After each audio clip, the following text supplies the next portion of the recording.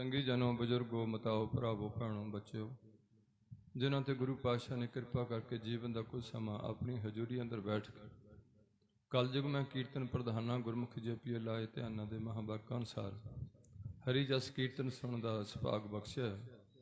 ਆਪ ਸਾਰੇ ਜਾਣਦੇ ਹੋ ਕਿ ਅੱਜ ਦਾ ਗੁਰਮਤਿ ਸਮਾਗਮ ਮੇਰੇ ਅਤੀ ਸਤਿਕਾਰਯੋਗ ਮਾਤਾ ਪਰਮਜੀਤ ਕੌਰ ਜੀ, ਜੋ ਸਾਨੂੰ ਸਾਰਿਆਂ ਨੂੰ ਸਦੀਵੀ ਵਿਛੋੜਾ ਸਰੀਰ ਕਰਕੇ ਦੇ ਕੇ ਜੀਵ ਆਤਮਾ ਕਰਕੇ ਪਰਲੋਕ ਪਿਆਨਾ ਕਰ ਚੁੱਕੇ ਹਨ। ਖਾਲਸਾ ਪੰਥ ਵੱਲੋਂ ਤੋਰੀ ਹੋਈ ਰਹਿਤ ਮਰਿਆਦਾ ਦੇ ਅਨੁਸਾਰ ਅੱਜ ਉਹਨਾਂ ਦਾ ਮ੍ਰਿਤਕ ਸੰਸਕਾਰ ਦੇ ਵਿੱਚ ਦਰਜ ਕੀਤਾ ਹੋਇਆ ਜੋ ਪੰਥ ਵੱਲੋਂ ਉਸ ਅੰਤਿਮ ਅਰਦਾਸ ਦਾ ਸਮਾਗਮ ਚੱਲ ਰਿਹਾ ਦੁਸ਼ਹਿਰੇ ਦਾ, ਜਿਸ ਸਮਾਗਮ ਵਿੱਚ ਸੇਵਕਾਂ ਦੇ ਗ੍ਰਹਿ ਵਿਖੇ ਪਰਸੋਂ ਰੋਜ਼ ਤੋਂ ਸ੍ਰੀ ਗੁਰੂ ਗ੍ਰੰਥ ਸਾਹਿਬ ਦੇ ਅਖੰਡ ਜਾਪ ਦੇਗ ਤਿਆਗ ਕਰਕੇ ਅਰਦਾਸ ਬੇਨਤੀ ਆਤਮਿਕ ਸ਼ਾਂਤੀ ਲਈ ਕਰਦਿਆਂ ਹੋਇਆ ਆਰੰਭ ਕੀਤੇ ਗਏ। ਪਾਤਸ਼ਾਹ ਨੇ ਰਹਿਮਤ ਕੀਤੀ, ਪਾਠ ਪ੍ਰਾਰੰਭ ਤੋਂ ਸੰਪੂਰਨਤਾ ਸਹਿਤ ਭੋਗ ਪਵਾਏ। ਭੋਗ ਤੋਂ ਉਪਰੰਤ ਖੁੱਲੇ ਦੀਵਾਨ 'ਚ ਪੰਡਾਲ ਵਿੱਚ ਆਪਣੇ ਤਖਤਾਂ ਤੇ ਬਿਰਾਜਮਾਨ ਹੋ ਕੇ ਆਪਣੇ ਕੀਰਤਨੀ ਸਿੰਘਾਂ ਕੋਲੋਂ ਕੀਰਤਨ ਦੀ ਸੇਵਾ ਲੈ ਰਹੇ ਸਨ, ਜੋ ਅਤੀ ਸਤਿਕਾਰਯੋਗ ਹਜ਼ੂਰੀ ਰਾਗੀ ਦਰਬਾਰ ਸਾਹਿਬ ਤੋਂ ਆਪ ਜੀ ਦੀ ਸੇਵਾ ਨਿਭਾ ਰਹੇ ਸਨ। ਬੜਾ ਸੁਰੀਲਾ ਗਲਾ ਸੀ, ਸ਼ਬਦ ਦੀ ਸਾਂਝ ਪਾਈ, ਹੌਸਲਾ ਦਿੱਤਾ, ਜੋ ਇੱਕ ਸਿੱਖ ਦਾ ਕਰਤੱਵ ਹੈ। ਥੋੜ੍ਹੇ ਚਿਰ ਲਈ ਦਾਸ ਨੂੰ ਆਪ ਜੀ ਦੀ ਸੇਵਾ 'ਚ ਹੁਕਮ ਹੋਇਆ। ਦਾਸ ਦੀ ਪਹਿਲੀ ਬੇਨਤੀ ਹੁੰਦੀ ਹੈ ਕਿ ਮੈਂ ਕੋਈ ਕਥਾਵਾਚਕ ਜਾਂ ਕੋਈ ਮੈਂ ਧਾਰਮਿਕ ਬੰਦਾ ਨਹੀਂ ਹੈ, ਮੇਰੇ 'ਚ ਗੁਣ ਨਹੀਂ ਹੈ, ਕੇਵਲ ਆਪ ਜੀ ਤੋਂ ਅਸੀਸ ਲੈਣੀ ਹੈ ਤਾਂ ਕਿ ਮੈਂ ਥੋੜ੍ਹੇ ਚਿਰ ਤੱਕ ਆਪ ਜੀ ਦੀ ਦਿੱਤੀ ਹੋਈ ਸੇਵਾ ਨੂੰ ਸੁਚੱਜੇ ਤਰੀਕੇ ਨਾਲ ਨਿਭਾ ਸਕਾਂ। ਇਸ ਦੇ ਨਾਲ ਨਾਲ ਇੱਕ ਬੇਨਤੀ ਮੇਰੀ ਹੋਰ ਵੀ ਹੁੰਦੀ ਹੈ ਕਿ ਇਸ ਖਾਲਸਾ ਪੰਥ ਵਿੱਚ ਜਿਹੜੇ ਦੋ ਬਹੁਤ ਹੀ ਜ਼ਿੰਮੇਵਾਰ ਅਹੁਦੇ ਨੇ, ਉਹਨਾਂ ਵਿੱਚ ਹੈ ਗੁਰੰਥੀ ਸਿੰਘ, ਪਾਠੀ ਸਿੰਘ, गुरु के कीर्तनीय, कवि, कविश्री, ढाडी, कथावाचक, प्रचारक से जथेदार साहबान। यह है एक हिस्सा पंथ का। इन्हां विच अज जो महसूस किया जा रहा, इन्हां दी सही इंटरव्यू लैनी, सिक्खी च परपक्कता का प्यार, ਰਹਿਤਾਂ 'ਚ ਪੱਕੇ ਕਰੈਤਾਂ ਤੋਂ ਬਚੇ ਹੋਏ, ਨਾਲ ਨਾਲ ਆਪਣੇ ਆਪਣੇ ਪ੍ਰੋਫੈਸ਼ਨ 'ਚ ਯੋਗਤਾ, ਜਿਵੇਂ ਕਿ ਸਰਟੀਫਿਕੇਟ, ਜੇ ਪਾਠੀ ਨੇ ਪਾਠ ਕਰਨਾ ਉਹਨਾਂ ਕਿੱਥੋਂ ਸੰਥਿਆ ਲਈਏ, ਕਿੰਨੇ ਚਿਰ ਲਈਏ, ਕਿੱਥੇ ਕਿੱਥੇ ਸੇਵਾ ਨਿਭਾਈਏ, ਉਹ ਸੇਵਾ 'ਚ ਉੱਥੋਂ ਦਾ ਕੀ ਰਿਗਾਰਡ ਉਤਰਿਆ। ਇਹਦੇ ਨਾਲ ਨਾਲ ਜਿੱਥੇ ਇਹ ਚੀਜ਼ਾਂ ਨੂੰ ਫੋਲੋ ਕਰਨ ਦੀ ਲੋੜ ਹੈ, ਕਵੀਸ਼ਰੀਆਂ ਕੋਲ ਕਵੀਸ਼ਰੀ ਕਿੱਥੋਂ ਸਿੱਖੀ ਹੈ, ਕੀਰਤਨੀਆਂ ਨੇ ਕੀਰਤਨ ਕਿੱਥੋਂ ਲਿਆ, ਕਿੱਥੋਂ ਤੱਕ ਕੀਰਤਨ ਦੀ ਮਹਾਰਤ ਹਾਸਲ ਕੀਤੀ ਹੋਈ ਹੈ, ਨਾਲ ਨਾਲ ਸਿੱਖੀ 'ਚ ਕਿੰਨੀ ਪਰਪੱਕਤਾ ਹੈ। ਜਿੱਥੇ ਇਹ ਚੀਜ਼ਾਂ ਦੀ ਲੋੜ ਹੈ ਉੱਥੇ ਇਹਨਾਂ ਦੀ ਤਨਖਾਹ ਕਿੰਨੀ ਦੇਣੀ ਹੈ, ਇਹਨਾਂ ਦੀ ਅਕਮੋਡੇਸ਼ਨ ਕਿੱਦਾਂ ਦੀ ਦੇਣੀ ਹੈ, ਇਹਨਾਂ ਦਾ ਸਤਿਕਾਰ ਪਿੰਡ 'ਚ ਕਿੱਦਾਂ ਦਾ ਹੋਣਾ, ਉਹ ਸੰਗਤ ਦੇ ਹੱਥ ਵੱਸ। ਦੋਵੇਂ ਪਹਿਲੂ ਨੇ।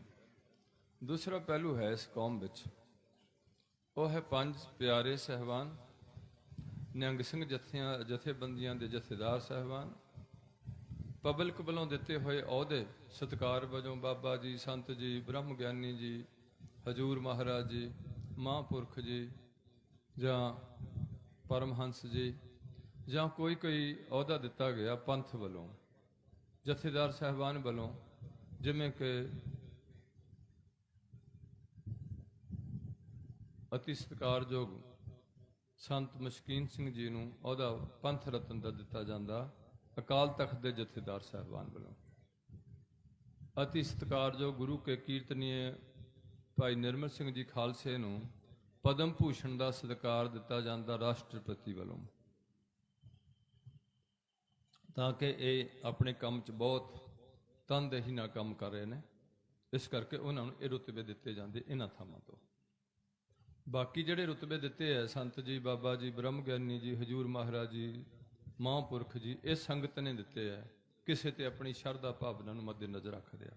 ਮੈਨੂੰ ਕੋਈ ਇਤਰਾਜ਼ ਨਹੀਂ, ਪਰ ਮੈਂ ਇੱਕ ਬੇਨਤੀ ਜ਼ਰੂਰ ਕਰੂੰਗਾ, ਕਦੇ ਵੀ ਜੇ ਕਿਸੇ ਨੂੰ ਪ੍ਰਮੋਸ਼ਨ ਦੇਣੀ ਹੈ ਤੇ ਹਰ ਅਥਾਰਟੀ ਪ੍ਰਮੋਸ਼ਨ ਦੇਗੀ, ਲੋਅਰ ਅਥਾਰਟੀ ਪ੍ਰਮੋਸ਼ਨ ਨਹੀਂ ਦੇਗੀ। ਜੇ ਕਿਸੇ ਨੂੰ ਥਾਣੇਦਾਰ ਬਣਾਉਣਾ ਤੇ ਡੀਐਸਪੀ ਥਾਣੇਦਾਰ ਦੀ ਫੀਤੀ ਲਾਏਗਾ, ਸਿਪਾਹੀ ਥਾਣੇਦਾਰ ਦੀ ਫੀਤੀ ਕਦੇ ਵੀ ਨਹੀਂ ਲਾਏਗਾ, ਨਾ ਉਹਨੂੰ ਬਣਾਏਗਾ। ਉਹ ਬਣਾ ਹੀ ਨਹੀਂ ਸਕਦਾ, ਉਹ ਤਾਂ ਨੀਵੇਂ ਪੱਧਰ ਦਾ ਬੰਦਾ।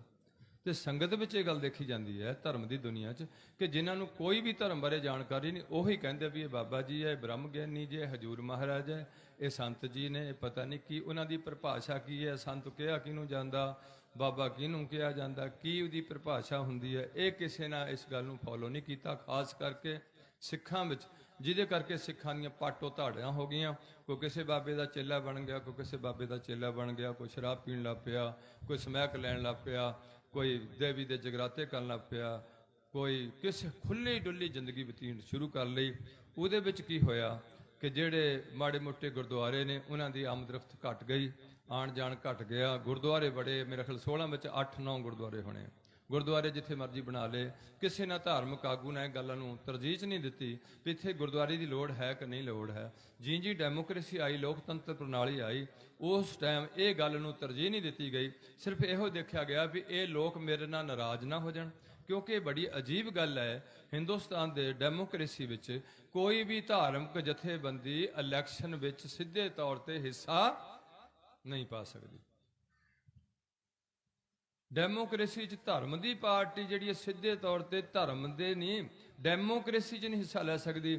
ਉਹ ਇੰਡੀਪੈਂਡੈਂਟ ਹੋ ਕੇ ਲੜ ਸਕਦੇ ਨੇ, ਜਿਵੇਂ ਕਾਂਗਰਸ ਲੜੀ ਹੈ ਜਾਂ ਕੋਈ BSP ਲੜੀ, ਪਤਾ ਨਹੀਂ ਕਿਹੜੇ ਕਿਹੜੇ ਨੇ, ਮੈਂ ਤਾਂ ਬਹੁਤੇ ਜਾਣਦਾ ਨਹੀਂ, ਜਾਂ ਕੋਈ ਜਿਹੜੇ ਲੜੇ ਨੇ ਅੱਜ ਕੱਲ੍ਹ BJP ਵਾਲੇ, ਇਹਨੇ ਵੀ ਧਰਮ ਦੀ ਆੜ ਰੱਖੀ ਹੈ। ਇੱਕ ਡੈਮੋਕ੍ਰੇਸੀ ਹੈ। ਤਾਂ ਮੇਰੀ ਬੇਨਤੀ ਇਹ ਹੈ ਕਿ ਜਦੋਂ ਸਿੱਖ ਸਮੁਦਾਇ ਵਿੱਚ ਇਹ ਗੱਲ ਨਹੀਂ ਗੌਲੀ ਗਈ ਤੇ ਅੱਜ ਸਿੱਖਾਂ ਦੀ 3-4 ਕੰਮ ਰਹਿ ਗਏ। ਕੋਈ ਬੰਦਾ ਮਰ ਗਿਆ ਤੇ ਪਾਠ ਪੜ੍ਹਾ ਲਓ, ਤੇ ਬੰਦੇ ਦੇ ਨਾਮ ਅਗਰ, ਮੁੰਡੇ ਦੇ ਨਾਮ ਅਗਰ ਸਿੰਘ ਲਾ ਲਓ, ਤੇ ਕੁੜੀ ਦੇ ਨਾਮ ਅਗਰ ਕੌਰ ਲਾ ਲਓ, ਗੁਰਦੁਆਰਾ ਬਣਾ ਲਓ, ਗੁਰਦੁਆਰੇ ਦੇ ਬਾਹਰਲੇ ਪਾਸੇ ਇੱਕ ਕੇਸਰੀ ਨਿਸ਼ਾਨ ਸਾਹਿਬ ਕੱਢ ਦਿਓ, ਉੱਤੇ ਇੱਕ ਖੰਡਾ ਲਾ ਦਿਓ, ਕਦੀ ਕਦਾਈ ਦਰਬਾਰ ਸਾਹਿਬ ਮੱਥਾ ਟੇਕ ਕੇ ਗੁਲਕ 'ਚ ਪੈਸੇ ਪਾ ਕੇ ਲੰਗਰ ਛਕਿਓ, ਕਦੀ ਕਦੀ ਅਨੰਦਪੁਰ ਸਾਹਿਬ ਜਾਇਓ, ਕਦੀ ਕਦਾਈ ਹਜੂਰ ਸਾਹਿਬ ਜਾ ਦਿਓ, ਕਦੀ ਕਦਾਈ ਆਪਣੇ ਪਿੰਡ ਦੇ ਗੁਰਦੁਆਰੇ। ਕੋਈ ਕੰਪਲਸਰੀ ਨਹੀਂ ਜਾਣਾ, ਜਾਓ, ਨਹੀਂ ਜਾਣਾ ਤੇ ਨਾ ਜਾਓ। ਤੇ ਧਰਮ ਦੀ ਜਿਹੜੀ ਧਜਾ ਉਹ ਕਮਜ਼ੋਰ ਹੋਈ ਤੇ ਲੋਕ ਧਰਮ ਤੋਂ ਟੁੱਟ ਕੇ ਥਾਂ ਥਾਂ ਤੇ ਡੇਰਿਆਂ ਤੇ ਧੱਕੇ ਖਾਣ ਲੱਗੇ। ਆਨੰਦ ਕਾਰਜ ਨੂੰ ਸਾਰੇ ਡੇਰਿਆਂ ਵਾਲੇ ਬਾਬੇ, ਉਹਨਾਂ ਦੀ ਫੋਲੋਵਰਜ ਗੁਰੂ ਗ੍ਰੰਥ ਸਾਹਿਬ ਦੀ ਤਾਬੇ ਆ ਜਾਣ, ਤੇ ਬੁੱਢਾ ਮਰ ਜੇ ਤੇ ਗੁਰੂ ਗ੍ਰੰਥ ਸਾਹਿਬ ਨੂੰ ਘਰ ਲੈ ਜਾਣ। ਤੇ ਜੇ ਕੋਈ ਹੋਰ ਧਾਰਮਿਕ ਸਮਾਗਮ ਕਰਨਾ ਹੈ ਤੇ ਉਹਨਾਂ ਨੂੰ ਤਾਂ ਹੌਲੀ ਹੌਲੀ ਹੁਣ ਧਾਰਮਿਕ ਸਮਾਗਮਾਂ ਦੀ ਵੀ ਲੋੜ ਨਹੀਂ ਰਹਿਣੀ। ਭਾਵ ਹੋ ਸਕਦਾ ਆਉਣ ਵਾਲੇ ਸਮੇਂ ਵਿੱਚ ਨਿਰੰਕਾਰੀ ਜਾਂ ਨੂਰ ਮਹਿਲੀਏ ਜਾਂ ਮੇਰੇ ਭਰਾ ਅਤੀ ਸਤਿਕਾਰਯੋਗ ਰਾਧਾ ਸੁਆਮੀ ਹੈ, ਇਹ ਗੱਲ ਨੂੰ ਹੌਲੀ ਹੌਲੀ ਪਾਸੇ ਤੇ ਲੈ ਜਾਣਗੇ ਵੀ ਕੋਈ ਜ਼ਰੂਰੀ ਨਹੀਂ ਵੀ ਗੁਰੂ ਗ੍ਰੰਥ ਸਾਹਿਬ ਦਾ ਪਾਠ ਪੜ੍ਹਨਾ, ਉਹ ਸਾਡੀ ਥਿਊਰੀ ਅਨੁਸਾਰ ਹੀ ਕੰਮ ਹੋ ਸਕਦਾ। ਇਸ ਕਰਕੇ ਦਾਸ ਨੇ ਤਾਂ ਬੇਨਤੀ ਕੀਤੀ ਹੈ ਕਿ ਇਹ ਜਿਹੜੇ ਦੋਏ ਹਿੱਸੇ ਨੇ, ਸੰਤ ਜੀ, ਬਾਬਾ ਜੀ ਤੇ ਜਿਹੜੇ ਉਹ ਗ੍ਰੰਥੀ ਪਾਠੀ ਕੀਰਤਨੀ ਹੈ, ਇਹਨਾਂ ਦੋਹਾਂ ਦਾ ਇੱਕੋ ਹੀ ਕਰਤੱਵ ਹੈ ਕਿ ਖਾਲਸਾ ਪੰਥ ਦਾ ਪ੍ਰਚਾਰ ਤੇ ਪ੍ਰਸਾਰ ਕਰਨਾ। ਜੇ ਨਹੀਂ ਕੀਤਾ ਜਾ ਰਿਹਾ ਤਾਂ ਇਹਦਾ ਮਤਲਬ ਖੁਦਗਰਜ਼ ਨੇ, ਆਪਣੇ ਗੁਰੂ ਦਾ ਨਮਕ ਹਰਾਮ ਹੀ ਹੋ ਚੁੱਕੇ ਨੇ ਉਹ ਬੰਦੇ। ਮੇਰੀ ਬੇਨਤੀ ਤਾਂ ਹੈ ਕਿ ਨਾ ਤਾਂ ਮੈਂ ਕੋਈ ਕਥਾਵਾਚਕ ਹੈ, ਨਾ ਮੈਂ ਕੋਈ ਕੀਰਤਨੀਆ, ਨਾ ਹੀ ਮੈਂ ਕੋਈ ਗ੍ਰੰਥੀ ਪਾਠੀ ਦੀ ਯੋਗਤਾ ਰੱਖਦਾ। ਮੈਂ ਤਾਂ ਤੁਹਾਡੇ ਤੋਂ ਥੋੜੀ ਜਿਹੀ ਅਸੀਸ ਲੈ ਕੇ ਤੁਹਾਡੇ 'ਚ ਇੱਕ ਗੱਲ ਚੇਤੇ ਕਰਾਣੀ ਵੀ ਤੁਸੀਂ ਕੌਣ ਹੁੰਦੇ ਹੋ। ਕੀ ਮਰ ਕੇ ਬੰਦਾ ਮੁੱਕ ਜਾਂਦਾ ਕਿ ਅੱਗੇ ਜਾਂਦਾ? ਬਹੁਤ ਇਹ ਕਾਮਰੇਡ ਜੇ ਪੜ੍ਹੇ ਲਿਖੇ ਲੋਕ ਕਹਿਣ ਲੱਗ ਪਏ ਕਿ ਮਰਨ ਤੋਂ ਬਾਅਦ ਕੁਝ ਵੀ ਨਹੀਂ ਹੁੰਦਾ। ਮੈਂ ਨਾ ਵੀ ਜੇ ਨਹੀਂ ਹੁੰਦਾ ਤਾਂ ਇੱਕ ਤਾਂ ਮਾਤਾ ਬਜ਼ੁਰਗ 80 ਸਾਲ ਦਾ ਤਜਰਬਾ ਲੈ ਕੇ ਘਰ 'ਚ ਬੈਠੀ ਸੀ, ਉਹਨਾਂ ਆਪਣੀਆਂ ਪੋਤਰੀਆਂ ਪੋਤਰਿਆਂ ਤੱਕ ਕਿੱਥੋਂ ਤੱਕ ਰਿਸ਼ਤੇਦਾਰੀ ਹੁੰਦੀ, ਉਹਨਾਂ ਨੂੰ ਕੋਈ ਚੰਗੀ ਨੇਕ ਸਲਾਹ ਦੇਣੀ ਹੈ, ਉਹ ਸਾਡੇ ਕੋਲੋਂ ਨਿਕਲ ਗਈ। ਦੂਸਰਾ ਵਿੱਚ ਦਰਬਾਰ ਸਾਹਿਬ ਦੇ ਕੀਰਤਨੀਆਂ ਸਿੰਘਾਂ ਦੀ ਸੇਵਾ, ਗ੍ਰੰਥੀ ਸਿੰਘਾਂ ਦੀ ਸੇਵਾ, ਇਹ ਟੈਂਟ, ਇਹ ਪੱਖੇ, ਇਹ ਸਾਊਂਡ, ਇਹ ਵਿਛਾਈਆਂ, ਇਹ ਲੰਗਰ, ਇਹ ਆਪ ਜੀ ਦੀ ਸੇਵਾ ਲਈ ਜੋ ਕੁਝ ਤਿਆਰ ਕੀਤਾ ਗਿਆ, ਇਹ ਘੱਟੋ ਘੱਟ 1.5-2 ਲੱਖ ਨੂੰ ਇਹਨਾਂ ਦਾ ਖਰਚ ਹੋ ਗਿਆ। 200 ਰੁਪਈਆ ਅਸੀਂ ਵੀ ਖਰਚ ਕੇ ਕੋਈ ਗੁਰਦਾਸਪੁਰੋਂ ਤੁਰ ਕੇ ਆ ਗਿਆ, ਕੋਈ ਕਿਤੋਂ ਆ ਗਿਆ।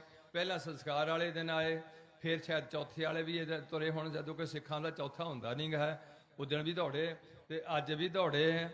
ਤੇ ਇਹ ਕਾਹਦੇ ਲਈ ਦੌੜੇ ਆ ਫਿਰ? ਜੇ ਰੱਬ ਕੋ ਮਰ ਤੋਂ ਬਾਅਦ ਹੁੰਦਾ ਹੀ ਕੁਛ ਨਹੀਂ। ਇਹ ਕੰਮ ਬੰਦ ਕਰੋ ਤੇ ਪਹਿਲਾਂ ਲਿਖ ਕੇ ਦਿਆ ਕਰੋ ਵੀ ਮੈਂ ਰੱਬ ਨੂੰ ਨਹੀਂ ਮੰਨਦਾ, ਮੈਂ ਨਹੀਂ ਕਿਸੇ ਧਰਮ ਨਾਲ ਸੰਬੰਧ ਰੱਖਦਾ, ਮੈਨੂੰ ਵਿਆਹ ਕਰਾਉਣ ਵਾਸਤੇ ਮੈਂ ਕੋਰਟ 'ਚ ਜਾਊਂਗਾ, ਮੈਂ ਗੁਰਦੁਆਰੇ ਨਹੀਂ ਜਾਊਂਗਾ, ਤੇ ਮੈਂ ਨਾ ਕਿਸੇ ਬਾਬੇ ਨੂੰ ਮਾੜਾ ਕਹੂੰਗਾ ਤੇ ਨਾ ਚੰਗਾ ਕਹੂੰਗਾ, ਮੈਂ ਤਾਂ ਆਪਣੇ ਤਰੀਕੇ ਨਾਲ ਜ਼ਿੰਦਗੀ ਜੀਊਂਗਾ, ਮੈਨੂੰ ਕਿਸੇ ਨੇ ਕੁੜੀ ਦੇਣੀ ਦੇ ਨਹੀਂ ਦੇਣੀ ਤੇ ਨਾ ਹੁੰਦਾ, ਮੈਨੂੰ ਕੋਈ ਪ੍ਰੋਬਲਮ ਨਹੀਂ ਹੈ। ਮੈਂ ਕਾਮਰੇਡ ਦੀ ਕੁੜੀ ਕਾਮਰੇਡ ਨੂੰ ਦਿੱਤੀ ਜਾਏਗੀ, ਜਿਹੜਾ ਹੈਗਾ ਨਿਰੰਕਾਰੀਆਂ ਦੀਆਂ ਕੁੜੀਆਂ ਨਿਰੰਕਾਰੀਆਂ ਨੂੰ ਦਿੱਤੀਆਂ ਜਾਣਗੀਆਂ, ਰਾਧਾ ਸੁਆਮੀਆਂ ਦੀਆਂ ਕੁੜੀਆਂ ਰਾਧਾ ਸੁਆਮੀ ਨੂੰ ਦਿੱਤੀਆਂ ਜਾਣਗੀਆਂ, ਤੇ ਸ਼ਰਾਬੀਆਂ ਦੀਆਂ ਕੁੜੀਆਂ ਸ਼ਰਾਬੀਆਂ ਨੂੰ ਦਿੱਤੀਆਂ ਜਾਣਗੀਆਂ, ਤੇ ਠੱਗਾਂ ਦੀਆਂ ਕੁੜੀਆਂ ਠੱਗਾਂ ਨੂੰ ਦਿੱਤੀਆਂ ਜਾਣਗੀਆਂ। ਜਿੱਥੇ ਮਰਜ਼ੀ ਕੁੜੀ ਨੂੰ ਧੱਕ ਦੋ, ਪਰ ਮੇਨ ਪੁਆਇੰਟ ਸੀ ਸਿੱਖ ਦੀ ਕੁੜੀ ਸਿੱਖ ਦੇ ਘਰ ਜਾਣੀ, ਹਿੰਦੂ ਦੀ ਕੁੜੀ ਹਿੰਦੂ ਵੱਲ ਜਾਣੀ। ਹਿੰਦੂ ਦਾ ਆਪਣੀ ਸੱਭਿਅਤਾ ਆਪਣਾ ਸਿਧਾਂਤ ਹੈ, ਮੁਬਾਰਕ ਹੈ। ਈਸਾਈ ਦੀ ਕੁੜੀ ਈਸਾਈ ਵੱਲ ਜਾਣੀ, ਹੁਣ ਮੁਬਾਰਕ ਹੈ। ਮੁਸਲਮਾਨ ਧੀ ਦੀ ਮੁਸਲਮਾਨ ਵੱਲ ਜਾਣੀ। ਜਦੋਂ ਸਿੱਖਾਂ ਨੇ ਇਹ ਗੱਲ ਦੀ ਕਮਜ਼ੋਰੀ ਦਿਖਾਈ ਤੇ ਅੱਜ ਇਹਨਾਂ ਦੀ ਹਾਲਤ ਮਾੜੀ ਹੈ। ਇਹਨਾਂ ਦੀਆਂ ਕੁੜੀਆਂ ਨੂੰ ਰਿਸ਼ਤੇ ਨਹੀਂ ਲੱਭ ਰਹੇ ਤੇ ਨਾਲ ਨਾਲ ਇਹ ਛੱਡੀਆਂ ਜਾ ਰਹੀਆਂ ਨੇ, ਨਾਲ ਨਾਲ ਡਿਵੋਰਸ ਦੇ ਨਾਲ ਨਾਲ ਅੱਡੀਆਂ ਚੁੱਕ ਕੇ ਪੈਲਸ ਕੀਤੇ ਜਾ ਰਹੇ ਨੇ। 2-2 3-3 ਨਿਆਣਿਆਂ ਤੋਂ ਵੱਧ ਸੋਚ ਨਹੀਂ ਜੰਮਣ ਦੀ। ਇਹ ਸਾਰਾ ਕੁਝ ਅੰਮ੍ਰਿਤ ਛਕਣ ਦੀ ਕੋਈ ਲੋੜ ਨਹੀਂ, ਪੌਲ ਛਕਣ ਦੀ। ਹਾਂ, ਕੇਸ ਕਟਾ ਕੇ ਵੀ ਸਿੱਖ ਹੈ, ਸ਼ਰਾਬ ਪੀ ਕੇ ਵੀ ਸਿੱਖ ਹੈ, ਕਬਰ ਤੇ ਮੱਥਾ ਟੇਕ ਕੇ ਵੀ ਸਿੱਖ ਹੈ, ਤੇ ਮੇਰੀਆਂ ਧੀਆਂ ਪਰ ਬੱਟੇ ਕਟਾ ਕੇ ਵੀ ਸਿੱਖ ਨੇ। ਜੋ ਮਰਜ਼ੀ ਕਰੋ, ਇਹ ਆਜ਼ਾਦੀ ਹੈ ਸਾਡੀ। ਸ਼ਰਾਬ ਪੀਣੀ ਸ਼ਰਾਬ ਪੀਓ, ਸਮੈਕ ਲੈਣੀ ਸਮੈਕ ਲਓ, 2-3 ਵਿਆਹ ਕਰਨੇ ਤੇ 5-7 ਥਾਂ ਕਿਤੇ ਡਿਵੋਰਸ ਕਰ ਦੋ, ਕਿਤੇ ਹੋਰ ਵਿਆਹ ਕਰਾ ਲਓ, ਕਿਤੇ ਹੋਰ ਕਰਾ ਲਓ, ਕਿਤੇ ਹੋਰ ਕਰਾ ਲਓ। ਇਸ ਕਰਕੇ ਮੈਂ ਨਾ ਤਾਂ ਕਥਾਵਾਚਕਾਂ 'ਚ ਨਾ ਮੈਂ ਹੈ ਗ੍ਰੰਥੀਆਂ 'ਚ, ਮੈਨੂੰ ਸੱਦਿਆ ਵੀ ਬੇਸ਼ੱਕ ਨਾ ਕਰੋ, ਮੈਨੂੰ ਕੋਈ ਇਤਰਾਜ਼ ਨਹੀਂਗਾ, ਪਰ ਮੈਂ ਤੁਹਾਡੇ ਤੱਕ ਸਵਾਲ ਕਰਨਾ ਵੀ ਤੁਸੀਂ ਆਪਣੀ ਕੌਮ ਦੀ ਖਾਤਰ ਕੀ ਕੀਤਾ ਅੱਜ ਤੱਕ ਇਸ ਪੰਜਾਬ ਵਿੱਚ ਜੰਮ ਕੇ? ਜੇ ਤੁਸੀਂ ਘਰਾਂ ਦੀਆਂ ਕੋਠੀਆਂ ਬਣਾਈਆਂ, ਤੁਹਾਨੂੰ ਮੁਬਾਰਕ ਹੋਣ। ਜੇ ਤੁਸੀਂ ਨੱਚਿਆ, ਬੱਚਿਆਂ ਦੇ ਵਿਆਹ ਕੀਤੇ, ਉਹਨਾਂ ਨੂੰ ਚੰਗਾ ਪੜ੍ਹਾਇਆ ਲਿਖਾਇਆ, ਨੌਕਰੀ ਤੇ ਲੱਗੇ, ਮੁਬਾਰਕ ਹੈ ਤੁਹਾਨੂੰ। ਜੇ ਤੁਸੀਂ ਪੰਜਾਬ ਸਟੇਟ ਨੂੰ ਆਪਣਾ ਟੈਕਸ ਘਟਾਇਆ ਤੇ ਮੁਬਾਰਕ ਹੈ। ਜੇ ਤੁਸੀਂ ਭਾਰਤ ਵਾਸਤੇ ਆਪਣਾ ਟੈਕਸ ਦੇ ਰਹੇ ਹੋ ਤਾਂ ਤੁਹਾਡਾ ਧੰਨਵਾਦ ਹੈ। ਹੁਣ ਮੈਂ ਪੁੱਛੂੰਗਾ, ਜੇ ਤੁਸੀਂ ਪਿੰਡ ਵਿੱਚ ਗੰਦ ਪਾਇਆ ਤੇ ਤੁਹਾਡੀ ਕੀ ਕਮਾਂ? ਹੁਣ ਜੇ ਤੁਸੀਂ ਕੌਮ ਬਾਰੇ ਕੋਈ ਦਰਦ ਨਹੀਂ ਆਪਣੇ ਹਿਰਦੇ 'ਚ ਰੱਖਿਆ ਵੀ ਸਿੱਖ ਕੌਮ ਮੁੱਕ ਜੇ, ਸਾਨੂੰ ਕੋਈ ਪਰਵਾਹ ਨਹੀਂ ਹੈ, ਕਿੰਨੀ ਕੁ ਦੇਰ ਜੀ ਲੋਗੇ ਤੁਸੀਂ ਲੋਕ? ਕਿਸ ਤਰੀਕੇ ਤੁਹਾਡੇ ਬੱਚਿਆਂ 'ਚ ਸਮੈਕ ਚੱਲ ਰਹੀ ਹੈ। ਸੋ ਆਪ ਜੀ ਥੋੜੀ ਜੀ ਸੀਸ ਦਿਓ, ਮੈਨੂੰ ਹੋਰ ਵੀ ਕਿਸੇ ਪਾਸੇ ਸ਼ਾਇਦ ਕਲੇਰੀ ਜਾਣਾ ਪਏ, ਉੱਥੇ ਸਵੇਰ ਤੋਂ ਲੈ ਕੇ ਸ਼ਾਮ ਤੱਕ ਦੌੜਦੇ ਆ ਇਹਨਾਂ ਗੱਲਾਂ ਨੂੰ। ਨਾ ਅਸੀਂ ਕਹਿੰਦੇ ਸਾਨੂੰ ਕੋਈ ਬਾਬਾ ਬਣਾਓ, ਸਾਡੇ ਕੋਲ ਨਾਮ ਲਓ, ਸਾਡੇ ਕੋਲ ਆਹੀ ਜਾਂਦੇ। ਕਿਤੇ ਵੀ ਨਾ ਜਾਓ, ਤੁਸੀਂ ਗੁਰਦੁਆਰੇ 'ਚ ਜਾਓ, ਉਹ ਗਿਰਜੇ ਨੂੰ ਤੁਰੇ ਨੇ, ਉਹ ਮਸਜਿਦ ਨੂੰ ਤੁਰੇ ਨੇ, ਉਹ ਚੱਲੇ ਨੇ ਮੰਦਿਰਾਂ ਨੂੰ ਜਾਣ, ਮੁਬਾਰਕ ਹੈ।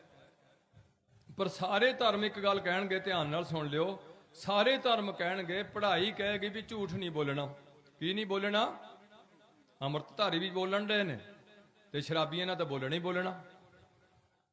ਰਾਧਾ ਸੁਆਮੀ ਵੀ ਝੂਠ ਬੋਲਣਾ ਪੈਂਦੇ ਨੇ, ਨਿਰੰਕਾਰੀ ਵੀ ਝੂਠ ਬੋਲਦੇ ਨੇ, ਹਿੰਦੂ ਵੀ ਬੋਲਦੇ ਨੇ, ਤੇ ਈਸਾਈ ਵੀ ਬੋਲਦੇ ਨੇ, ਤੇ ਮੁਸਲਮਾਨ ਵੀ ਬੋਲਦੇ ਨੇ। ਫਿਰ ਅਸੀਂ ਧਰਮੀ ਵੀ ਹੈ ਤੇ ਅਸੀਂ ਝੂਠੇ ਵੀ ਹੈ। ਦੂਸਰਾ ਧਰਮ ਕੀ ਕਹਿ ਰਿਹਾ? ਦੂਸਰਾ ਧਰਮ ਕਹਿ ਰਿਹਾ ਵੀ ਕਦੇ ਵੀ ਕਿਸੇ ਦਾ ਬੁਰਾ ਨਹੀਂ ਕਰਨਾ। ਕੀ ਕਹਿ ਰਿਹਾ ਧਰਮ? ਕਦੇ ਵੀ ਕਿਸੇ ਦਾ ਬੁਰਾ। ਤੇ ਅਸੀਂ ਸਕੇ ਭਰਾ ਦਾ ਵੀ ਜੇ ਲਾਲਚ ਬਸ ਹੋ ਕੇ ਉਹਦੀ ਜ਼ਮੀਨ ਮਿਲਦੀ ਹੋਏ ਤਾਂ ਵੀ ਕੋਈ ਗੱਲ ਨਹੀਂ, ਉਹਨੂੰ ਮਾਰਨਾ ਤੇ ਮਾਰ ਵੀ ਦੋ, ਤਾਂ ਕੀ ਹੋ ਜਾਊਗਾ। ਤੀਸਰਾ ਧਰਮ ਕੀ ਕਹਿੰਦਾ? ਧਰਮ ਕਹਿੰਦਾ ਸਾਰੇ ਧਰਮ, ਹਿੰਦੂ ਧਰਮ ਵੀ ਕਹਿ ਰਿਹਾ, ਮੁਸਲਿਮ ਵੀ ਕਹਿ ਰਿਹਾ, ਈਸਾਈ ਵੀ ਤੇ ਸਿੱਖ ਵੀ ਕਹਿ ਰਿਹਾ ਵੀ ਕਦੇ ਵੀ ਨਸ਼ੇ ਨਹੀਂ ਲੈਣੇ, ਕਦੇ ਵੀ ਨਸ਼ੇ।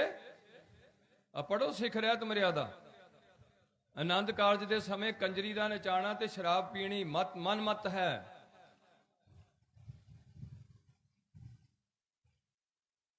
ਹੋਰ ਧਰਮ ਕੀ ਕਹਿ ਰਿਹਾ?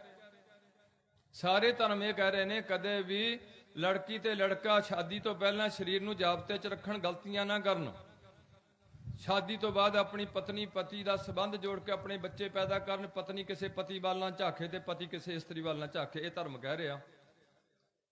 ਹਿੰਦੂ ਵੀ ਕਹਿ ਰਿਹਾ, ਮੁਸਲਿਮ ਵੀ ਕਹਿ ਰਿਹਾ ਤੇ ਸਿੱਖ ਵੀ ਕਹਿ ਰਿਹਾ। ਹੋਰ ਧਰਮ ਕੀ ਕਹਿ ਰਿਹਾ? ਕਦੇ ਵੀ ਠੱਗੀ ਮਾਰ ਕੇ, ਚੋਰੀ ਕਰਕੇ, ਕਿਸੇ ਦਾ ਹੱਕ ਵੱਢ ਕੇ ਆਪਣੇ ਘਰ ਨੂੰ ਨਾ ਲਿਆਇਓ।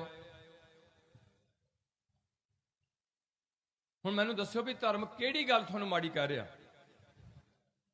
ਸਿੱਖ ਧਰਮ ਕਹਿ ਰਿਹਾ ਜਿਹੜੀ ਕੁਦਰਤ ਦੀ ਸ਼ਕਲ ਹੈ ਇਹਨੂੰ ਆਪਣੀ ਮਰਜ਼ੀ ਨਾਲ ਬਿਲਕੁਲ ਇਹਨੂੰ ਮੋਡੀਫਿਕੇਸ਼ਨ ਨਾ ਕਰਿਓ।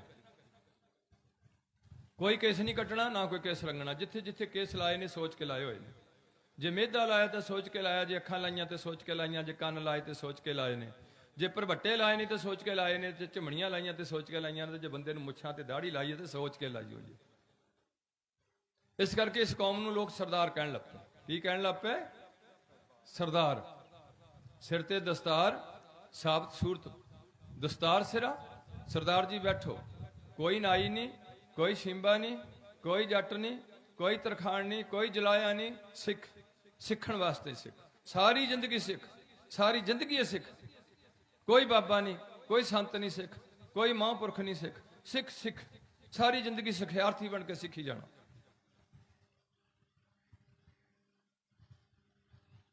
ਸਭ ਤੋਂ ਪਹਿਲਾਂ ਆਪਣੀ ਰਸਨਾ ਕਰੀਏ ਪਵਿੱਤਰ, ਸੀਸ ਝੁਕਾਈਏ ਗੁਰੂ ਜੀ ਨੂੰ ਛੋਟਾ ਜਿਹਾ, ਦਾਸ ਦੇ ਸਿਰ ਤੇ ਮਿਹਰ ਭਰਿਆ ਹੱਥ ਰੱਖਦੇ ਹੋਏ ਅਸੀਸ ਵਜੋਂ ਫਤਿਹ ਨਾਲ ਸਾਂਝ ਪਾਓ ਜੀ। ਵਾਹਿਗੁਰੂ ਜੀ ਕਾ ਖਾਲਸਾ, ਵਾਹਿਗੁਰੂ ਜੀ ਕੀ ਫਤਿਹ। ਗੁਰੂ ਪਿਆਰਿਓ, ਪਰਮਜੀਤ ਕੌਰ ਦਾ ਜਨਮ ਸਰਦਾਰ ਮਹਿਣ ਸਿੰਘ ਦੇ ਗ੍ਰਹਿ ਵਿਖੇ ਮਾਤਾ ਪ੍ਰਸੰਨੀ ਜੀ ਦੀ ਕੁੱਖ ਤੋਂ ਪਿੰਡ ਬੱਲਾ ਵਿੱਚ ਜਨਮ ਹੋਇਆ। 2 ਭੈਣਾਂ ਤੇ 3 ਭਰਾ, 5 ਬੱਚੇ। ਅੱਜ ਹਿੰਦੂ ਤੇ ਸਿੱਖ ਦੇ 2 ਬੱਚਿਆਂ ਤੋਂ ਵੱਧ ਇਹਨਾਂ ਦੀ ਕੋਈ ਗੁੰਜਾਇਸ਼ ਨਹੀਂ ਹੈ ਪਾਲਣ ਦੀ। ਕੋਠੀ ਵੱਡੀ ਚਾਹੀਦੀ, ਗੱਡੀ ਵੱਡੀ ਚਾਹੀਦੀ, ਬੱਚੇ ਬਿਲਕੁਲ ਨਹੀਂ ਚਾਹੀਦੇ। ਕੋਈ ਬਾਰੇ ਉਹਨਾਂ ਬਾਰੇ ਸੋਚ ਨਹੀਂ ਹੈ। 5 ਬੱਚਿਆਂ ਨੂੰ ਪਾਲਿਆ ਮੇਰੇ ਵੀਰ ਮਹਿਣ ਸਿੰਘ ਨੇ। ਮੇਰੀ ਮਾਤਾ ਪਰਮਜੀਤ ਕੌਰ ਜਵਾਨ ਹੋਈ, ਮਾਂ ਦੇ ਪੇਟ ਵਿੱਚ ਜਦੋਂ ਇਹਦਾ ਸ਼ੁਰੂਆਤ ਹੋਇਆ ਪਰਮਜੀਤ ਦਾ ਜਾਂ ਸਾਡਾ, ਉਦੋਂ ਸਾਡੀ ਉਮਰ ਲਿਖੀ ਜਾਂਦੀ ਹੈ। ਮਰਨ ਲਿਖਾਏ ਮੰਡਲ ਮੈਂ ਆਏ। ਜੇ ਅਸੀਂ ਮਾਂ ਦੇ ਪੇਟ ਵਿੱਚ ਮਰਨਾ ਤੇ ਉਹ ਦਿਨ ਮੁਕਰ ਹੋ ਗਿਆ ਵਾ। ਬਾਹਰ ਨਿਕਲ ਕੇ ਅਸੀਂ ਮਰਨਾ, 1 ਸਾਲ ਲੈ ਕੇ ਮਰਨਾ ਜਾਂ 80 ਸਾਲ ਦੇ ਹੋ ਕੇ ਮਰਨਾ, ਇਹ ਦਿਨ ਮੁਕਰ ਹੈ ਧਰਮ ਦੀ ਦੁਨੀਆ ਵਿੱਚ। ਇਹ ਨਾ ਵਧਾਈ ਜਾ ਸਕਦੀ ਹੈ, ਨਾ ਇਹ ਘਟਾਈ ਜਾ ਸਕਦੀ। ਚਾਹੇ ਕੋਈ ਸੁਸਾਈਡ ਕਰਕੇ ਮਰ ਰਿਹਾ, ਚਾਹੇ ਕਿਸੇ ਤਰੀਕੇ ਨਾਲ ਮਰ ਰਿਹਾ, ਉਹਦੇ ਮਰਨਾ ਸੀ ਤੇ ਉਹ ਮਰ ਰਿਹਾ। ਮੌਤ ਕੀ ਹੈ, ਇਹ ਗੱਲ ਧਰਮ ਦੀ ਦੁਨੀਆ 'ਚ ਵੀ ਸਮਝਾਈ ਗਈ ਹੈ। ਅਗਲੀ ਬੇਨਤੀ ਹੈ ਕਿ ਮਾਤਾ ਜੀ ਦਾ ਨਾਮ ਪਰਮਜੀਤ ਕੌਰ ਸਿੱਖ ਧਰਮ ਅਨੁਸਾਰ ਰੱਖਿਆ ਗਿਆ ਔਰ 80 ਸਾਲ ਦੀ ਉਮਰ ਲਿਖੀ ਹੋਈ ਹੈ। ਥੋੜੀ ਜਿਹੀ ਜਵਾਨੀ 'ਚ ਆਏ ਬੱਲਾਂ ਤੋਂ, ਉਸੇ ਟਾਈਮ ਫਿਕਰ ਪੈ ਗਿਆ ਮਹਿਣ ਸਿੰਘ ਨੂੰ। 16 ਤੋਂ ਸਰਦਾਰ ਜੋਗਿੰਦਰ ਸਿੰਘ ਦੇ ਬੇਟੇ ਜਗਦੀਸ਼ ਸਿੰਘ ਨਾਲ ਪਰਮਜੀਤ ਕੌਰ ਦਾ ਰਿਸ਼ਤਾ ਤੈਅ ਕੀਤਾ ਗਿਆ। ਇਹ ਹੈ ਪਹਿਲਾ ਪੁਆਇੰਟ। ਸਿੱਖ ਦੀ ਕੁੜੀ ਸਿੱਖ ਦੇ ਘਰ, ਮੁਸਲਮਾਨ ਦੀ ਕੁੜੀ ਮੁਸਲਮਾਨ ਤੇ ਹਿੰਦੂ ਦੀ ਕੁੜੀ ਹਿੰਦੂ ਵੱਲ। ਹੁਣ ਅਗਲਾ ਛੋਟਾ ਜਿਹਾ ਪੁਆਇੰਟ ਹੈ, ਸਿੱਖ ਕੌਣ ਹੈ, ਮੁਸਲਮ ਕੌਣ ਹੈ, ਹਿੰਦੂ ਕੌਣ ਹੈ, ਈਸਾਈ ਕੌਣ ਹੈ। ਬੇਸ਼ੱਕ ਰੱਬ ਨੇ ਇੱਕੋ ਜਿਹੇ ਬਣਾਏ ਨੇ, ਪਰ ਧਰਮ ਦੇ ਕਾਇਦੇ ਕਾਨੂੰਨ ਸੈਪਰੇਟ ਰੱਖੇ ਹੋਏ ਨੇ। ਬੇਸ਼ੱਕ ਰੱਬ ਇੱਕ ਹੈ, ਬੇਸ਼ੱਕ ਅੰਮ੍ਰਿਤਸਰ ਇੱਕ ਥਾਂ ਤੇ ਸਟੇਬਲ ਹੈ, ਪਰ ਬਠਿੰਡੇ ਵਾਲੀ ਸੜਕ ਕਿਵੇਂ ਆਊਗੀ ਤੇ ਪਠਾਨਕੋਟ ਦੀ ਸੜਕ ਕਿਵੇਂ ਅੰਮ੍ਰਿਤਸਰ ਪਹੁੰਚੂਗੀ ਤੇ ਜਲੰਧਰ ਵਾਲੀ ਸੜਕ ਕਿਵੇਂ ਆਊਗੀ ਤੇ ਅਟਾਰੀ ਬਾਰਡਰ ਤੋਂ ਕਿਵੇਂ ਅੰਮ੍ਰਿਤਸਰ ਦੀ ਪਹੁੰਚ ਹੋਗੀ। ਉਹ ਆਪਣਾ ਸਫ਼ਰ ਹੈ, ਉਹ ਸਫ਼ਰ 'ਚ ਆਪੋ ਆਪਣੀ ਭਿੰਨ ਭੇਦਤਾ ਹੈ। ਉਹਨਾਂ ਨੂੰ ਬਿਆਸ ਲੰਘਣਾ ਪਏਗਾ, ਇਹਨਾਂ ਨੂੰ ਪਠਾਨਕੋਟ ਵਾਲਿਆਂ ਨੂੰ ਕੋਈ ਵੀ ਦਰਿਆ ਕ੍ਰੋਸ ਨਹੀਂ ਕਰਨਾ ਪਏਗਾ। ਕੇਵਲ ਕਿਤੇ ਕਿਤੇ ਨਹਿਰ ਦੀ ਕ੍ਰੋਸਿੰਗ ਹੋਏਗੀ ਤੇ ਰਾਵੀ ਚੋਂ ਨਿਕਲੀ ਹੋਈ ਉਹਦੀ ਕਰੇਗਾ। ਇਹ ਮੈਂ ਦੂਰ ਨਹੀਂ ਜਾਣਾ ਕਿਉਂਕਿ ਮੈਨੂੰ ਦੂਸਰੇ ਪਾਸੇ ਮੈਂ ਸਿਰਫ ਇੱਕੋ ਗੱਲ ਕਰਨੀ ਤੁਹਾਡੇ ਨਾਲ ਵੀ ਆ ਤਾਂ ਸਿੱਧੇ ਹੋ ਕੇ ਡੰਡੇ ਵਾਂਗੋਂ ਸਿੱਖੀ ਧਾਰਨ ਕਰ ਲਓ, ਨਸ਼ੇ ਪੱਤੇ ਛੱਡ ਦਿਓ, ਠੱਗੀਆਂ ਠੋਰੀਆਂ ਬੰਦ ਕਰ ਦਿਓ ਤੇ ਗੰਦੇ ਗਾਣੇ ਸੁਣਨੋਂ ਹਟ ਜਾਓ। ਉਮਰ ਦਿਨ ਪ੍ਰਤੀ ਦਿਨ ਘਟਦੀ ਜਾ ਰਹੀ ਹੈ। ਜਿੱਦਣ 1 ਦਿਨ ਦਾ ਬੱਚਾ ਹੋਇਆ ਉਦਣ ਜਿਹੜਾ ਪਹਿਲਾ ਸਵਾਸ ਲਿਆ ਉਹਨਾਂ ਟੋਟਲ ਵਿੱਚੋਂ 1 ਘਟ ਗਿਆ। ਤੇ ਜਿਹੜੇ ਅਸੀਂ ਚਿੱਟੇ ਚਿੱਟੇ ਹੋਏ ਆ, ਸਾਡੀ ਤਾਂ ਸਰਟੀਫਿਕੇਟ ਮਿਲਿਆ ਵੀ ਤੁਸੀਂ ਤਾਂ ਹੁਣ ਤਿਆਰ ਹੋ। ਦੇਖ ਫਰੀਦਾ ਜੋਥੀਆ ਦਾੜੀ ਹੋਈ ਭੂਰ, ਅੱਗਾ ਨੇੜਾ ਆ ਗਿਆ ਤੇ ਪਿੱਛਾ ਰਹਿ ਗਿਆ ਦੂਰ। ਤੂੰ ਤਾਂ ਹੁਣ ਚੱਲਣ ਤੇ ਆਇਆ ਵਾਂ। ਹੁਣ ਜਦੋਂ ਲੋਕਾਂ ਨੇ ਇਹ ਗੱਲ ਸੋਚੀ ਮਿੱਤਰੋ ਕਿ ਮਰ ਕੇ ਕੁਛ ਨਹੀਂ ਹੋਣਾ, ਫਿਰ ਇਹ ਠੱਗੀਆਂ ਖੁੱਲ ਕੇ ਮਾਰੀਆਂ ਵੀ ਨਾ ਲੇਖਾ ਹੋਣਾ ਤੇ ਧਰਮ ਸਾਰੇ ਕਹਿੰਦੇ ਆ ਤੇਰਾ ਲੇਖਾ ਹੋਣਾ। ਅਸਾਈਆਂ ਨੇ ਰੁੱਖਾਂ ਦੇ ਉੱਤੇ ਲਿਖ ਕੇ ਲਾਤਾ ਪਾਪਾਂ ਦਾ ਫੈਸਲਾ ਪਰਮਾਤਮਾ ਦੀ ਦਰਗਾਹ 'ਚ ਹੋਏਗਾ।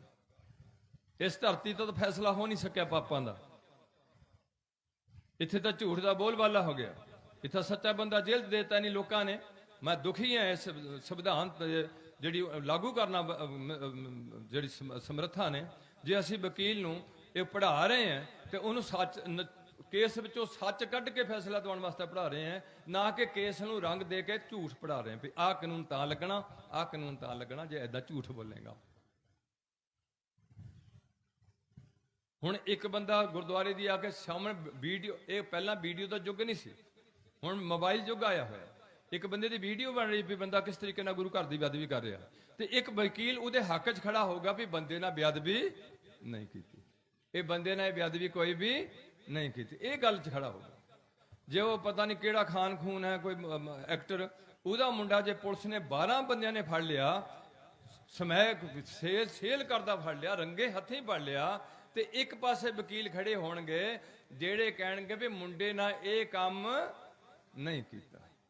ਆਹ ਦੇਸ਼, ਇਹਦਾ ਮਤਲਬ ਸੱਚ ਦਾ ਇੱਥੇ ਫੈਸਲਾ ਹੋਣਾ ਔਖਾ ਹੈ। ਤੇ ਇਸ ਕਰਕੇ ਗੁਰੂ ਪਾਤਸ਼ਾਹ ਕਹਿੰਦੇ ਨੇ ਉੱਥੇ ਸੱਚੇ ਹੀ ਸੱਚ ਨਿਬੜੇ, ਚੁਣਬਖ ਕੱਢਿਆ ਜਜਮਾਲਿਆ, ਥਾਓ ਨਾ ਪਾਨ ਕੂੜਿਆਰ ਮੂੰਹ ਕਾਲਾ, ਦੋਜਕ ਚਾਲਿਆ ਤੇਰੇ ਨਾਏ ਰਤੇ ਸਜਣਗੇ, ਹਾਰ ਗਏ ਸੇ ਠੱਗਣ ਵਾਲਿਆ, ਲਿਖ ਨਾਮ ਹੈ ਧਰਮ ਬਹਾਲਿਆ। ਕਬੀਰ ਜੀ ਕਹਿੰਦੇ ਨੇ ਧਰਮ ਰਾਏ ਦਰ ਕਿਆ ਮੁਖ ਲੈ ਕੇ ਜਾਏਗਾ, ਧਰਮ ਰਾਏ ਜਬ ਲੇਖਾ ਮੰਗੈ ਕਿਆ ਮੁਖ ਲੈ ਕੇ ਜਾਏਗਾ। ਜਿੱਦਾਂ ਸੁਪਨੇ 'ਚ ਤੁਹਾਡਾ ਮੂੰਹ ਬਣਿਆ ਹੁੰਦਾ, ਆਹ ਮੂੰਹ ਨਹੀਂ ਹੁੰਦਾ ਸੁਪਨੇ ਦਾ, ਐਦਾਂ ਦਾ ਇੱਕ ਮੂੰਹ ਤੁਹਾਡਾ ਫੇਰ ਬਣ ਜਾਣਾ।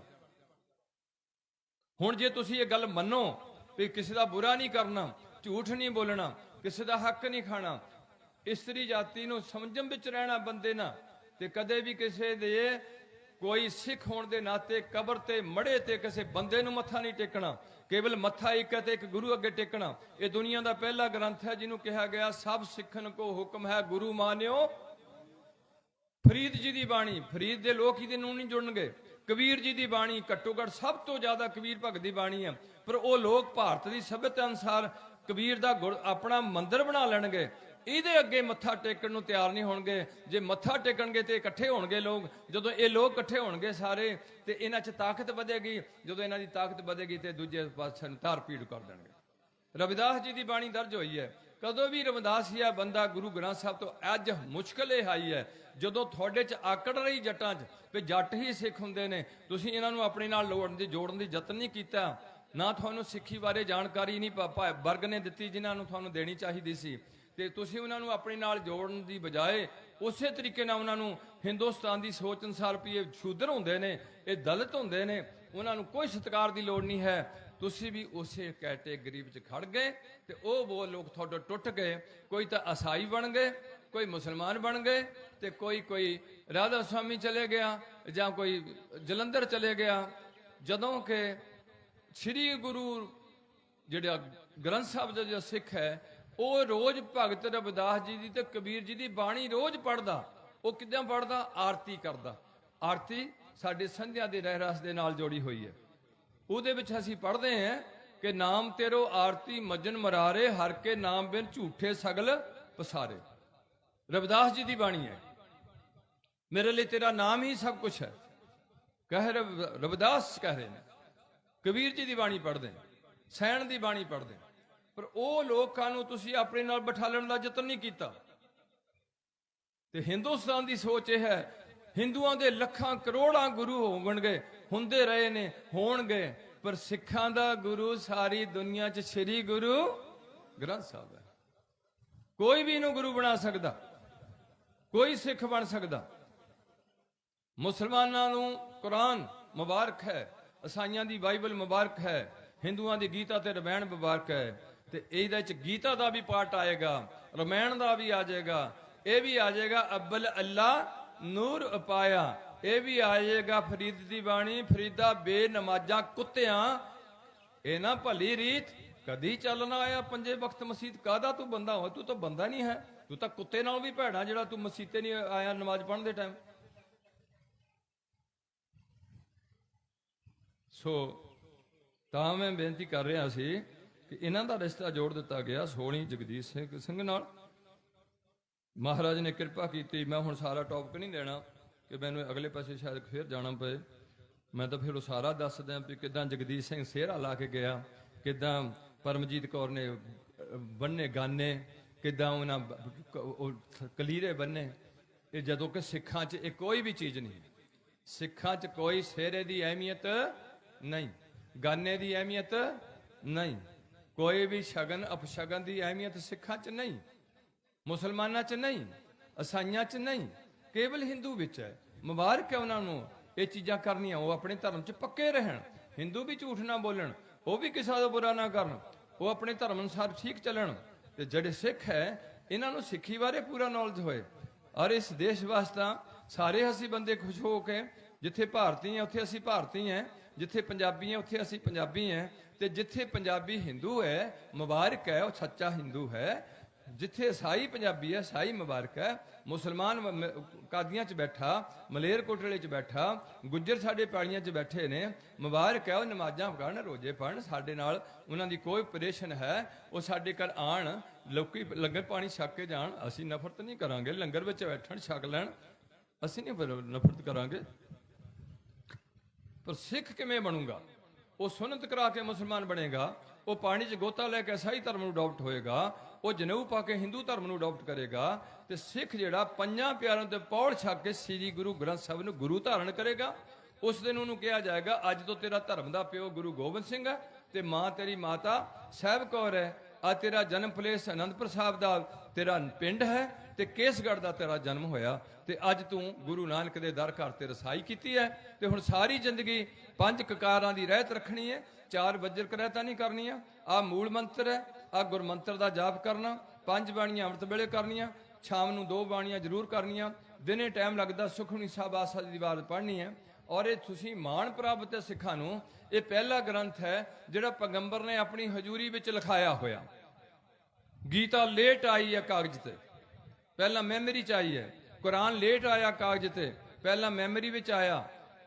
ਬਾਈਬਲ ਲੇਟ ਆਇਆ ਕਾਗਜ਼ ਤੇ, ਪਹਿਲਾਂ ਮੈਮਰੀ ਵਿੱਚ ਆਇਆ। ਕਾਗਜ਼ ਲੇਟ ਬਣਿਆ ਜਾ ਕੇ। ਇਹ ਹੈ ਕਬੀਰ ਤੋਂ ਪਹਿਲਾਂ ਕਾਗਜ਼ ਬਣ ਚੁੱਕਿਆ। ਇਹ ਹੈ ਸੋਚ ਜੋ ਗੁਰੂ ਗ੍ਰੰਥ ਸਾਹਿਬ ਹੈ। ਇਹ ਜੋ ਗ੍ਰੰਥ ਹੈ ਇਹ ਪਹਿਲੀ ਵਾਰ ਗੁਰੂ ਅਰਜਨ ਦੇਵ ਨੇ ਲਿਖਾਇਆ ਹੋਇਆ ਹੈ। ਦੂਸਰੀ ਵਾਰ ਇਹ ਗੁਰੂ ਗੋਬਿੰਦ ਸਿੰਘ ਨੇ ਦਮਦਮੇ ਦੀ ਧਰਤੀ ਤੇ ਲਿਖਾ ਕੇ, ਗੁਰੂ ਤੇਗ ਬਹਾਦਰ ਸਾਹਿਬ ਦੀ ਬਾਣੀ ਦਰਜ ਕਰਾ ਕੇ ਇਹਨੂੰ ਹਜੂਰ ਸਾਹਿਬ 1708 ਨੂੰ ਜਾ ਕੇ ਗੱਦੀ ਦਿੱਤੀ ਜਾਂਦੀ ਹੈ। ਇਹ ਦੁਨੀਆ ਦਾ ਪਹਿਲਾ ਗ੍ਰੰਥ ਹੈ ਜਿਹਦੇ ਤੇ ਛਤਰ ਝੁੱਲਦਾ ਚੰਦੋਆ ਤੇ ਜਿਹਦੇ ਚੌਰ ਕੀਤਾ ਜਾਂਦਾ, ਜਿਹਨੂੰ ਸਿਰ ਤੇ ਉਠਾਇਆ ਜਾਂਦਾ, ਔਰ ਸਭ ਤੋਂ ਆਕਾਰ 'ਚ ਵੱਡਾ ਜੇਠੂ ਵਾਲੀਆ 14 ਮਣ ਦਾ ਲਿਖਦੇ, ਮੈਨੂੰ ਨਹੀਂ ਪਤਾ ਉਹ ਗ੍ਰੰਥ ਸਿੱਖਾਂ ਦਾ ਪ੍ਰਮਾਣਿਤ ਕੋਈ ਗ੍ਰੰਥ ਨਹੀਂ ਹੈ। ਇਹ ਹੈ ਸ੍ਰੀ ਗੁਰੂ ਗ੍ਰੰਥ ਸਾਹਿਬ ਜਿਹੜਾ ਸਿੱਖ ਕੌਮ ਨੂੰ ਲੀਡ ਕਰੇਗਾ ਤੇ ਕਰਦਾ ਰਹੇਗਾ। ਤੇ ਜੇ ਸਿੱਖ ਨਹੀਂ ਰਿਹਾ ਫਿਰ ਉਹ ਸਿੱਖ ਨੂੰ ਭਾਈਚਾਰੇ 'ਚੋਂ ਛੇਕਣਾ ਚਾਹੀਦਾ। ਉਹਦੇ ਘਰੇ ਕੋਈ ਪਾਠ ਨਹੀਂ ਪੜ੍ਹਨਾ ਚਾਹੀਦਾ, ਉਹਦੇ ਘਰੇ ਰੋਟੀ ਤੇ ਨਹੀਂ ਜਾਣਾ ਚਾਹੀਦਾ, ਉਹਨੂੰ ਆਪਣੇ ਘਰੇ ਰੋਟੀ ਤੇ ਨਹੀਂ ਸੱਦਣਾ ਚਾਹੀਦਾ। ਹੋਰ ਅਸੀਂ ਕੋਈ ਸਜ਼ਾ ਨਹੀਂ ਦੇ ਸਕਦੇ। ਇਹ ਮੇਰੇ ਪੰਥ ਦੀ ਰਹਿਤ ਮਰਿਆਦਾ 'ਚ ਲਿਖੀ ਹੋਈ ਕਿ ਕੁੜੀ ਮਾਰ ਨੜੀ ਮਾਰ, ਸਿੱਖ ਗੁੰਮ ਸਿਰ ਗੁੰਮ ਨਾਲ ਰੋਟੀ ਬੇਟੀ ਦੀ ਸਾਂਝ ਨਹੀਂ ਪਾਣੀ, ਬਸ ਇੰਨੀ ਸਜ਼ਾ। ਇਹ ਕਰੂਗਾ ਕੌਣ? ਲਾਗੂ ਕੌਣ ਕਰੂਗਾ? ਇਸ ਕਰਕੇ ਪਤਾ ਉਦੋਂ ਲੱਗਣਾ ਜਦੋਂ ਜਾਨ ਟੁੱਟਣੀ ਹੈ। ਜਿਹੜੇ ਲੋਕ ਕਹੀ ਜਾਂਦੇ ਅੱਗੇ ਕੁਝ ਨਹੀਂ ਹੁੰਦਾ, ਅੱਗੇ ਕੁਝ ਨਹੀਂ ਹੁੰਦਾ।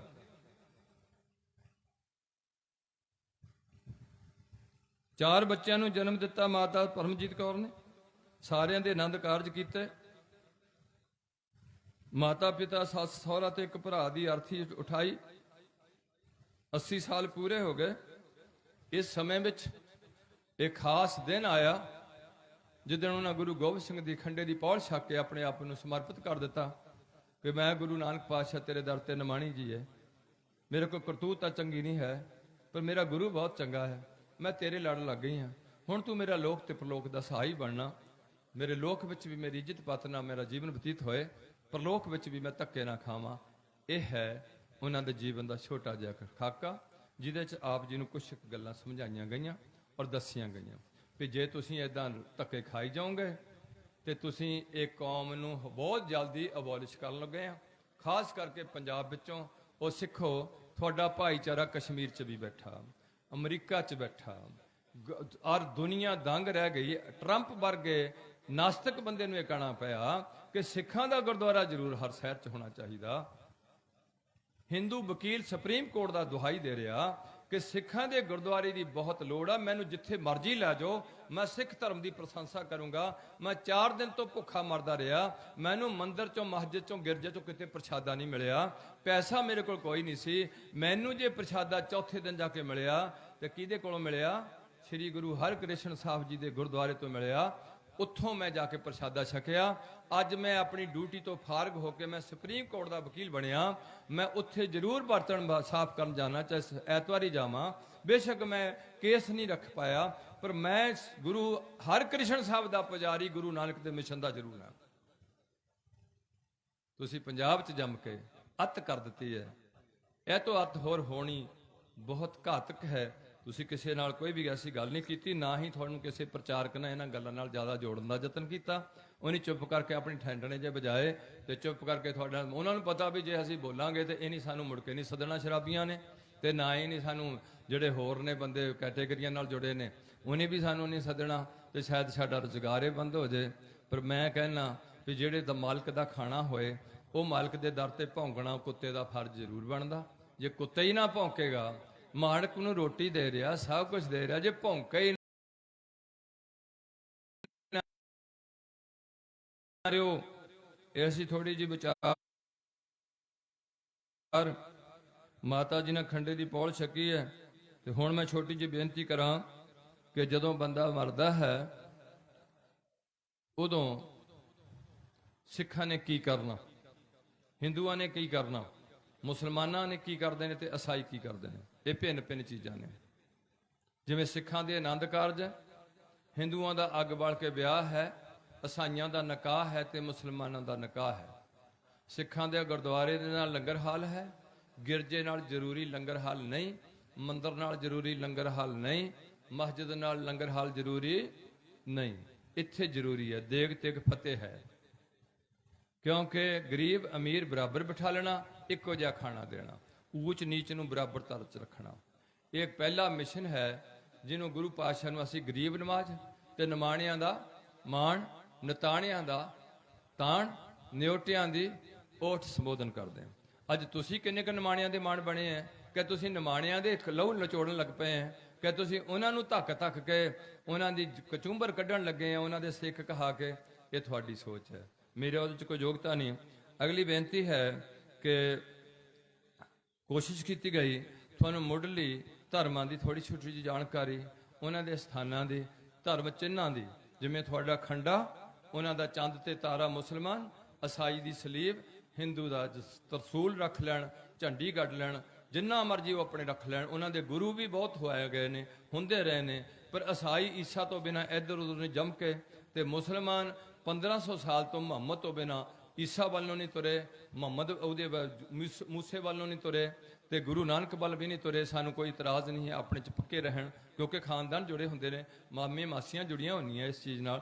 ਇਸ ਕਰਕੇ ਅਸੀਂ ਕਿਸੇ ਨੂੰ ਨਹੀਂ ਕਹਾਂਗੇ ਵੀ ਹਿੰਦੂਆ ਤੂੰ ਸਿੱਖ ਬਣ, ਤੂੰ ਮੁਸਲਮਾਨਾਂ ਸਿੱਖ ਬਣ, ਨਾ ਕਿਸੇ ਤੇ ਤਸ਼ੱਦਦ ਕਰਾਂਗੇ ਧਰਮ ਦੇ ਨਾਂ ਤੋਂ। ਹਰ ਇੱਕ ਦੇ ਧਰਮ ਦੀ ਇੱਜ਼ਤ ਵੀ ਕਰਾਂਗੇ ਤੇ ਇੱਜ਼ਤ ਕਰਾਉਣ ਦਾ ਬਲ ਵੀ ਰੱਖਾਂਗੇ।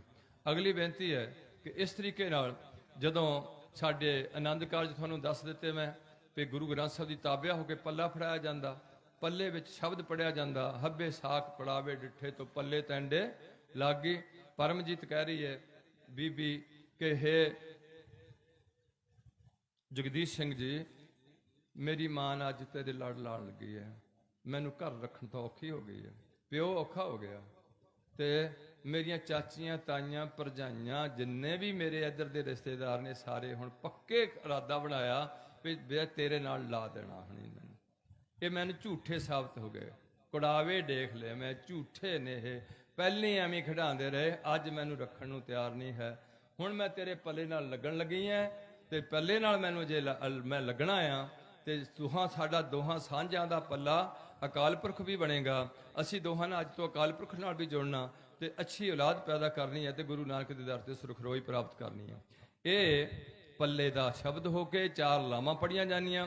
ਹਿੰਦੂਆਂ ਦੇ 7 ਫੇਰੇ ਦਿੱਤੇ ਜਾਂਦੇ ਨੇ, 7 ਫੇਰਿਆਂ ਵਿੱਚ ਰਾਤ ਨੂੰ ਵਿਆਹ ਪੜਿਆ ਜਾਂਦਾ, ਅੱਗ ਬਾਲੀ ਜਾਂਦੀ, ਬੇਦੀ ਗੱਡੀ ਜਾਂਦੀ ਹੈ। ਤੇ ਅੱਜ ਵੀ ਕੁਝ ਸਾਡੇ ਸਿੱਖ ਸਮੁਦਾਇ ਵਿੱਚ ਇਹ ਗੱਲ ਨੂੰ ਚੁੱਕੀ ਬੈਠੇ ਨੇ, ਬੇਦੀ ਗੱਡਦੇ ਨੇ ਤੇ ਲਾਵਾਂ ਪੜ੍ਹਦੇ ਨੇ ਗੁਰੂ ਗ੍ਰੰਥ ਸਾਹਿਬ ਤੋਂ। ਉੱਥੇ ਬਾਹਮਣ ਪੜ੍ਹਦਾ ਹੈ ਵੇਦ ਰੀਤੀ ਨਾਲ, ਬੇਦੀ ਉਹ ਸਥਿਤੀ ਨਾਲ ਪੜ੍ਹਦੇ ਆ, ਉੱਥੇ ਉਹ ਵਰਗ ਉਹਨਾਂ ਨੂੰ ਕੋਈ ਪੁੱਛਣ ਵਾਲਾ ਨਹੀਂ, ਕਿਉਂਕਿ ਸਿੱਖਾਂ ਦੀ ਸਟਰੈਂਥ ਬਿਲਕੁਲ ਨਹੀਂ ਰਹੀ। ਨਾਮ ਅਗਰ ਸਿੰਘ ਗੁਰੂ ਨਾਨਕ ਜੀ ਤੋਂ ਲੈ ਕੇ ਗੁਰੂ ਗੋਬਿੰਦ ਰਾਏ ਤੱਕ ਕੋਈ ਵੀ ਦੋ ਸਿੱਖਾਂ ਦੇ ਗੁਰੂ, ਬਾਬਾ ਬੁੱਢਾ ਜੀ ਸਾਡੇ ਗੁਰੂ ਨਹੀਂ ਬਣੇ। ਸਭ ਤੋਂ ਜ਼ਿਆਦਾ ਲੰਮੀ ਉਮਰ ਬਾਬਾ ਬੁੱਢਾ ਜੀ ਨੇ ਭੋਗੀ ਹੈ। ਗ੍ਰੰਥੀ ਜ਼ਰੂਰ ਬਣੇ। ਕੀ ਬਣੇ ਸਾਡੇ? ਉਹ ਗ੍ਰੰਥੀ ਬਣੇ। ਮਨੀ ਸਿੰਘ ਗੁਰੂ ਨਹੀਂ ਬਣੇ। ਬਾਬਾ ਦੀਪ ਸਿੰਘ ਸਾਡਾ ਗੁਰੂ ਨਹੀਂ ਬਣਿਆ। ਸ਼੍ਰੀ ਚੰਦ ਗੁਰੂ ਨਹੀਂ ਬਣਿਆ। ਪਿਰਥੀਆ ਗੁਰੂ ਨਹੀਂ ਬਣਿਆ। ਰਾਮ ਰਾਏ ਗੁਰੂ ਨਹੀਂ ਬਣਿਆ। ਕਿੰਨੇ ਸਿੱਖਾਂ ਦੇ ਨਾਂ ਲਵਾਂ? ਜੇ ਹਦੋਂ ਅਸੀਂ ਏਦਾਂ ਕਰ ਦਿੰਦੇ ਵੀ ਆਹ ਗੁਰੂ ਇਹਦਾ, ਆਹ ਗੁਰੂ ਇਹਦਾ, ਤੇ ਅਸੀਂ ਕਦੇ ਵੀ ਇਕੱਠੇ ਹੋ ਕੇ ਪੰਜਾਬ ਵਿੱਚ ਸਿੱਖ ਰਾਜ ਸਥਾਪਿਤ ਨਾ ਕਰਦੇ।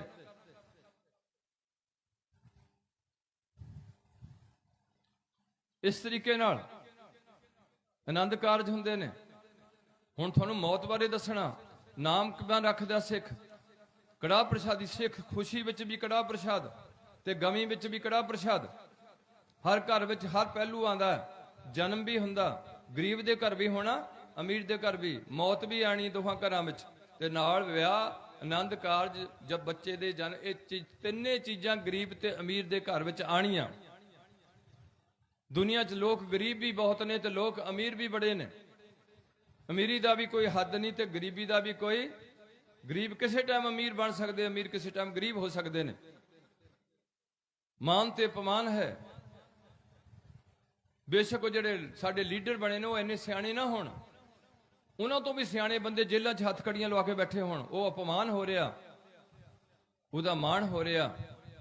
ਇਹ ਪ੍ਰਮਾਤਮਾ ਦੇ ਹੱਥ ਵਸ ਦਿੱਤਾ ਹੋਇਆ। ਕਿਸੇ ਨੂੰ ਕੁਰਸੀ ਤੇ ਚਾੜ ਦੇਣਾ ਤਾਂ ਕਿਸੇ ਨੂੰ ਕੁਰਸੀ ਤੇ ਥੱਲੇ ਲਾ ਦੇਣਾ। ਇਹਦੇ ਨਾਲ ਨਾਲ ਗੁਰੂ ਪਾਤਸ਼ਾਹ ਸਾਡੇ ਤੇ ਰਹਿਮਤ ਕਰਨ। ਇਹ ਜ਼ਰੂਰ ਹੈ ਕਿ ਜੋ ਆਇਆ ਸੋ ਚੱਲ ਸੀ, ਤੇ ਨਾਂਗੇ ਆਵਣ ਨਾਂਗੇ ਜਾਣਾ। ਮੁੱਕਣਾ ਨਹੀਂ ਗਾ, ਜਾਣਾ ਲਿਖਿਆ ਥਾਂ ਥਾਂ ਤੇ ਲਿਖਿਆ। ਇਹ ਸ਼ਬਦ ਵਿੱਚ ਵੀ ਲਿਖਿਆ ਅਸਾਂ ਵੀ ਉੱਥੇ ਜਾਣਾ। ਜਿਹੜੇ ਮਹਿਗੇ ਰਹਿ ਗਏ ਸਾਨੂੰ ਵੀ ਜਾਣਾ ਪੈਣਾ ਇਸ ਰਸਤੇ ਸੇ। ਇਸ ਕਰਕੇ ਤੁਹਾਡਾ ਸਮਾਜ ਕਿੱਧਰ ਜਾ ਰਿਹਾ, ਤੁਹਾਡੇ ਆਉਣ ਵਾਲੇ ਬੱਚਿਆਂ ਦਾ ਕੀ ਬਣ ਰਿਹਾ, ਤੁਸੀਂ ਆਪਣੇ ਬਜ਼ੁਰਗਾਂ ਦੀ ਕਿੰਨੀ ਇੱਜ਼ਤ ਕਰ ਰਹੇ ਹੈ, ਤੁਸੀਂ ਕੌਮ ਤੇ ਦੇਸ਼ ਵਾਸਤੇ ਕੀ ਸਮਰਪਿਤ ਹੋ ਰਹੇ ਹੈ, ਇਹ ਅੱਜ ਤੁਹਾਨੂੰ ਸੋਚਣ ਦੀ ਲੋੜ ਹੈ। ਨਹੀਂ ਤਾਂ ਫੇਰ ਉਹ ਗੁਲਾਮੀ ਤੁਹਾਡੇ ਸਿਰ ਤੇ ਪੈਣੀ ਹੈ। ਇਹ ਕਿਉਂ ਗੁਲਾਮੀ ਹੋਈ ਸਾਡੇ ਤੇ?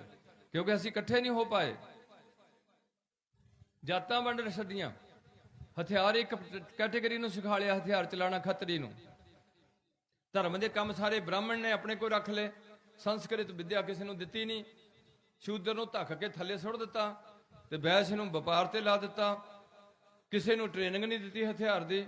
ਇੱਕ ਦਿੱਤੀ ਹੈ ਖੱਤਰੀ ਨੂੰ ਘੋੜ ਸਵਾਰੀ ਤੇ ਸ਼ਸਤਰ ਚਲਾਣਾ। ਉਹ ਹੁਣ ਜਦੋਂ ਮਰਨਾ ਤੇ ਉਹਦੀ ਘਰ ਦੀ ਨਾ ਰੰਡੀ ਹੋ ਜਾਣਾ, ਜਾਂ ਉਹਦੇ ਨਾਲ ਸੜ ਕੇ ਮਰ ਜੇ, ਜਾਂ ਮੁੜ ਕੇ ਵਿਆਹ ਨਾ ਕਰਾਏ। ਉਹਦੇ ਨਿਆਣੇ ਨੂੰ ਨਾ ਬਾਹਮਣ ਨਾ ਸੰਭਾਲਣਾ, ਨਾ ਸ਼ੂਦਰ ਨਾ ਸੰਭਾਲ। ਤੁਹਾਡੇ ਤਾਂ ਹਾਲਤ ਬਹੁਤ ਰਹੀ ਹੈ। ਇਸ ਕਰਕੇ ਤੁਸੀਂ ਸਿੱਖ ਬਣੇ ਹੋ, ਉਹਨਾਂ ਵਿੱਚੋਂ ਨਿਕਲ ਕੇ ਤੁਸੀਂ ਆਪਣੀ ਗੱਲ ਨੂੰ ਆਪਣੇ ਗੁਰੂ ਨਾਨਕ ਦੇ ਅੱਗੇ ਸਿਰ ਝੁਕਾਇਆ ਤੇ ਝੁਕਦਾ ਰਹੇਗਾ। ਸ੍ਰੀ ਗੁਰੂ ਗ੍ਰੰਥ ਸਾਹਿਬ ਅੱਗੇ ਇਹ ਜੁਗੋ ਜੁਗ ਅਟਲ ਪਾਤਸ਼ਾਹ ਨੇ ਇਹ ਗਿਆਨ ਦਾ ਮੁਜੱਸਮ ਹੈ। ਗਿਆਨ ਸਾਰੇ ਇਹਨਾਂ ਕੋਲ ਹਿੰਦੂ, ਈਸਾਈ, ਮੁਸਲਮਾਨ ਲੈ ਸਕਦੇ ਨੇ, ਇਹ ਕਿਸੇ ਨੂੰ ਰੋਕਣਗੇ ਨਹੀਂ। ਪਰ ਸਾਡਾ ਇਹਨਾਂ ਨਾਲ ਰਿਸ਼ਤਾ ਜੁੜੂਗਾ ਸਿੱਖ ਤੇ ਗੁਰੂ ਦਾ, ਸਿੱਖਾਂ ਦਾ। ਉਹ ਬਣੂਗਾ ਪੰਜ ਪਿਆਰੇ ਜੋੜਨਗੇ। ਉਸ ਤੋਂ ਬਾਅਦ ਸਾਡਾ ਪਹਿਲੋਂ ਦੱਸ ਦਿੱਤਾ ਇੱਕ ਜਨਮ ਪਲੇਸ ਬਣਾਇਆ ਜਾਏਗਾ। ਸਾਡਾ ਨਾਮ ਹੁਕਮਨਾਮੇ ਤੋਂ ਰੱਖਿਆ ਜਾਏਗਾ। ਹੁਕਮਨਾਮੇ ਦਾ ਪਹਿਲਾ ਅਕਸ਼ਰ ਜੋੜਿਆ ਜਾਏਗਾ। ਬੇਟੇ ਦੇ ਨਾਮ ਅਗਰ ਸਿੰਘ ਲਾਇਆ ਜਾਏਗਾ। ਜਿਵੇਂ ਗੁਰਪੂਰੇ ਮੇਰੀ ਰਾਖ ਲਈ ਗੱਗਾ ਸ਼ੁਰੂ ਹੋਇਆ, ਸ਼ੁਰੂ ਚ ਹੁਕਮ, ਉਹ ਗੱਗਾ ਤੋਂ ਗੁਰਪ੍ਰੀਤ ਸਿੰਘ, ਗੁਰਪ੍ਰੀਤ ਕੌਰ, ਗੁਰਬਖਸ਼ ਕੌਰ, ਗੁਰਬਖਸ਼ ਸਿੰਘ। ਗੱਗਾ ਜ਼ਰੂਰ ਲੱਗਣਾ ਹੈ। ਇਹ ਜ਼ਰੂਰੀ ਨਹੀਂ ਵੀ ਗੁਰਬਖਸ਼ ਸਿੰਘ ਹੈ ਤੇ ਗੁਰਬਖਸ਼ ਕੌਰ ਹੋਏ। ਕੁਛ ਵੀ ਰੱਖ ਸਕਦੇ। ਗੱਗਾ ਤੇ ਸਿੰਘ ਤੇ ਕੌਰ ਜੈਂਡਰ ਹੈ ਤੇ ਗੱਗਾ ਗੁਰੂ ਦਾ ਬਖਸ਼ਿਆ ਹੋਇਆ ਅਕਸ਼ਰ ਹੈ। ਇਹ ਸਿੱਖਾਂ ਦਾ ਨਾਮ ਰੱਖਣ ਦਾ ਵਿਧੀ। ਅਗਲੀ ਹੈ ਸਿੱਖਾਂ ਦੀ ਇੱਕ ਦੂਜੇ ਨੂੰ ਫੇਸ ਟੂ ਫੇਸ ਮਿਲਣਾ। ਮੁਸਲਮਾਨਾਂ ਨੇ ਕਹਿਣਾ ਸਲਾਮ ਅਲੈਕਮ, ਵਾਲੇਕਮ ਸਲਾਮ। ਈਸਾਈਆਂ ਨੇ ਕਹਿਣਾ ਸਲਾਮ ਦੁਆ।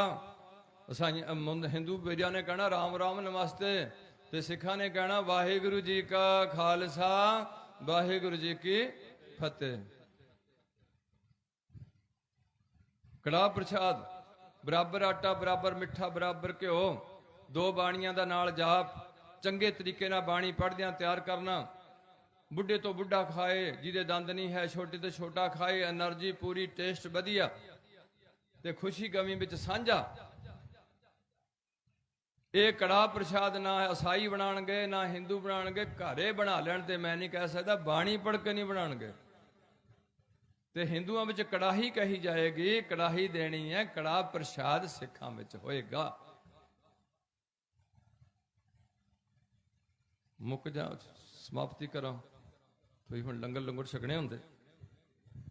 ਸੋ ਗੁਰੂ ਪਿਆਰ ਵਾਲਿਓ, ਮੌਤ ਸਾਰਿਆਂ ਦੀ ਖੜੀ ਅਟਲ ਹੈ।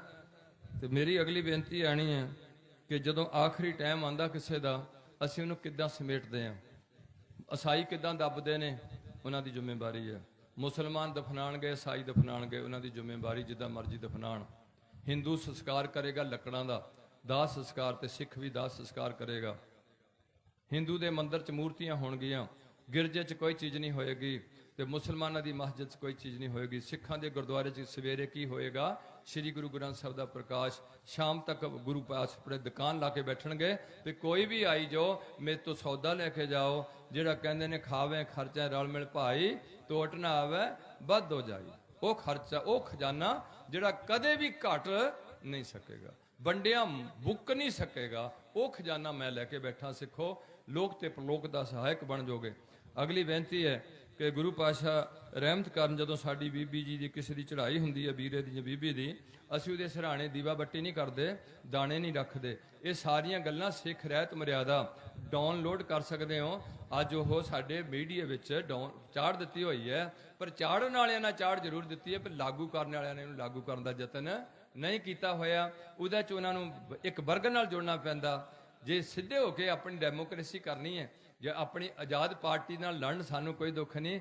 ਧਰਮ ਦੇ ਨਾਂ ਤੇ ਵੋਟਾਂ ਲੈ ਕੇ ਮੁੜ ਕੇ ਧਰਮ ਦਾ ਹੀ ਨੁਕਸਾਨ ਕਰੀ ਜਾਣਾ, ਇਹ ਕੁਝ ਗੱਲਾਂ ਨੇ ਜਿਹਦੇ 'ਚ ਅਸੀਂ ਵੀ ਜ਼ਿੰਮੇਵਾਰ ਬਣਦੇ ਹਾਂ। ਜੇ ਅਸੀਂ ਕਿਸੇ ਗਲਤ ਬੰਦੇ ਨੂੰ ਵੋਟ ਪਾਣੇ ਹੈ, ਤੇ ਉਹਦੀ ਗਲਤੀਆਂ ਦਾ ਅਵਜਾਨਾ ਪੱਤੀ ਸਾਨੂੰ ਵੀ ਮਿਲਣੀ ਹੈ। ਕਿਸੇ ਦਾ ਬੀਮਾ ਕਰਾ ਦੀ ਤਾਂ ਵਿੱਚੋਂ ਕਿਸ਼ਤ ਮਿਲ ਜਾਂਦੀ ਹੈ। ਦੇਸ਼ ਬਰਬਾਦ ਕਰ ਦਿੱਤਾ ਇਹਨਾਂ ਲੋਕਾਂ ਨੇ, ਲਾਲਚੀਆਂ ਨੇ, ਛੋਰਤ ਦੇ ਭੁੱਖਿਆਂ ਨੇ। ਮਹਾਰਾਜ ਕਿਰਪਾ ਕਰਨ, ਉਹਦੇ ਲਾਗੇ ਬਾਣੀ ਪੜ੍ਹਨੀ ਹੈ। ਜੇ ਉਹਦਾ ਕੋਈ ਬੱਚਾ ਰੋਂਦਾ ਹੈ, ਉਹਨੂੰ ਚੁੱਪ ਕਰਾਣਾ ਵੀ ਪੁੱਤ ਰੋਣ ਦੀ ਕੋਈ ਲੋੜ ਨਹੀਂ ਹੈ। ਇਹ ਚਿੰਤਾ ਤਾਂ ਕੀ ਕੀਜੀਏ ਜੇ ਅਣਹੋਣੀ ਹੋਏ। ਇਹ ਹੋਣੀ ਹੈ, ਇਹ ਸਾਰਿਆਂ ਨਾਲ ਹੁੰਦੀ ਆਈ ਹੈ, ਅੱਜ ਸਾਡੇ ਨਾਲ ਵੀ ਆਈ ਹੈ। ਕੋਈ ਗੱਲ ਨਹੀਂ, ਸਾਨੂੰ ਗੁਰੂ ਜੀ ਦਾ ਹੁਕਮ ਹੈ। ਮੇਰੀ ਮਾਂ ਅੰਮ੍ਰਿਤ ਛਕ ਕੇ ਗਈ ਹੈ, ਗੁਰੂ ਪਾਤਸ਼ਾਹ ਨੂੰ ਚਰਨਾਂ 'ਚ ਥਾਂ ਦੇਣਗੇ। ਰੋ ਕੇ ਉਹਦੀ ਆਤਮਾ ਨੂੰ ਤੰਗੀ ਹੋਏਗੀ। ਮੇਰੇ ਗੁਰੂ ਅਮਰਦਾਸ ਜੀ ਕਹਿੰਦੇ ਨੇ, ਮਤ ਮੈਂ ਪਿੱਛੇ ਕੋਈ ਰੋਪ ਸੀ। ਇਹ ਰੋਣਾ ਕੀ ਨਾ, ਇਹ ਰੋਣਾ ਹਿੰਦੂਆਂ ਨੇ। ਕਿੰਨੇ ਦਿਨ ਰੋਣਾ? 10 ਦਿਨ ਰੋਣਾ। ਕਿੱਦਾਂ ਰੋਣਾ? ਪਿੱਟ ਪਿੱਟ ਕੇ ਰੋਣਾ, ਏਦਾਂ ਰੋਣਾ। ਮੁਸਲਮਾਨਾਂ ਨਹੀਂ ਰੋਣਾ, ਈਸਾਈ ਨੇ ਨਹੀਂ ਰੋਣਾ। ਈਸਾਈ ਹੈਟ ਲਾ ਕੇ ਤੁਰ ਪਊਗਾ ਡੈਡ ਬੋਡੀ ਦੇ ਮਗਰ, ਰੋਏਗਾ ਨਹੀਂ। ਅੰਗਰੇਜ਼ ਥੋੜੀ ਦੇਰ ਚੱਲੇਗਾ, ਵਾਪਸ ਆ ਜਾਏਗਾ। ਇੱਕ ਸਾਡਾ ਬੰਦਾ ਗਿਆ ਪੰਜਾਬੀ ਕਿਸੇ ਬਾਹਰਲੀ ਕੰਟਰੀ 'ਚ, ਉਹਨੂੰ ਕਿਤੇ ਪੈਸੇ ਦੀ ਲੋੜ ਪਈ, ਉਹ ਕਿਸੇ ਅੰਗਰੇਜ਼ ਕੋਲ ਗਿਆ, ਆਂਦਾ ਮੈਨੂੰ ਇੰਨੇ ਕੁ ਪੈਸੇ ਚਾਹੀਦੇ। ਆਂਦਾ ਕੋਈ ਨਹੀਂ, ਲੋੜ ਸਾਰਿਆਂ ਨੂੰ ਹੁੰਦੀ ਹੈ, ਲੈ ਜਾ, ਕਾਗਜ਼ ਲਿਖ ਦੇ, ਸਾਈਨ ਕਰ ਦੇ। ਹਜੇ ਉਹ ਲਿਖਦੇ ਆ, ਜਾਨੂੰ ਉੱਥੋਂ ਇੱਕ ਡੈਡ ਬੋਡੀ ਲੰਘ ਰਹੀ ਉਹਦੀ ਦੁਕਾਨ ਤੋਂ ਅੱਗੇ। ਅੰਗਰੇਜ਼ ਉੱਥੇ ਹੀ ਕੰਮ ਛੱਡ ਕੇ ਉਹ ਆਪਣਾ ਹੈਟ ਲਾਉਂਦਾ। ਤੁਹਾਡੀ ਦਸਤਾਰ ਸਿੱਖਾਂ ਦੀ ਟੋਪੀ ਕਿਸ਼ਤੀ ਵਰਗੀ, ਮੁਸਲਮਾਨਾਂ ਦੀ ਟੋਪੀ ਸਿਰ ਤੋਂ ਗੋਲ, ਤੇ ਅੰਗਰੇਜ਼ ਦਾ ਹੈਟ ਲਾ ਕੇ ਮਗਰ ਤੁਰ ਪਿਆ। ਥੋੜੀ ਦੂਰ ਗਿਆ, ਵਾਪਸ ਆ ਗਿਆ। ਆਂਦਾ ਕੀ ਗੱਲ ਸੀ? ਆਂਦਾ ਯਾਰ ਬੰਦਾ ਕੋਈ ਮਰ ਗਿਆ। ਆਂਦਾ ਬੰਦਾ ਮਰ ਗਿਆ? ਆਖਿਆ ਹਾਂ। ਆਖਿਆ ਫਿਰ ਤਾਂ ਤੁਸੀਂ ਸਾਰੇ ਚੁੱਪ ਕਰਕੇ ਤੁਰੇ ਜਾਣੇ, ਕੋਈ ਰੋਂਦਾ ਨਹੀਂ।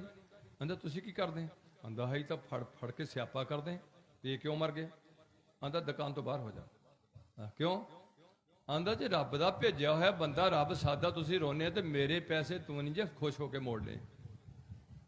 ਤੂੰ ਮੈਨੂੰ ਚੰਗਾ ਟਾਈਮ ਸਿਰੇ ਦੱਸ ਦਿੱਤਾ ਵੀ ਤੁਸੀਂ ਰੋਂਦੇ ਹੁੰਦੇ ਆ, ਤੇ ਤੂੰ ਮੇਰੇ ਪੈਸੇ ਵੀ ਰੋ ਰੋ ਕੇ ਮੋੜਨੇ, ਤੇ ਚੱਲਦਾ ਬਣ, ਕਿਤੇ ਉਧਰੋਂ ਜਾ ਕੇ ਆਪਣੀ ਸਾਂਝ ਪਾ। ਸਿੱਖਾਂ 'ਚ ਰੋਣਾ ਮਨਾ ਹੋਇਆ, ਚੁੱਪ ਕਰਾ ਦਿੱਤਾ।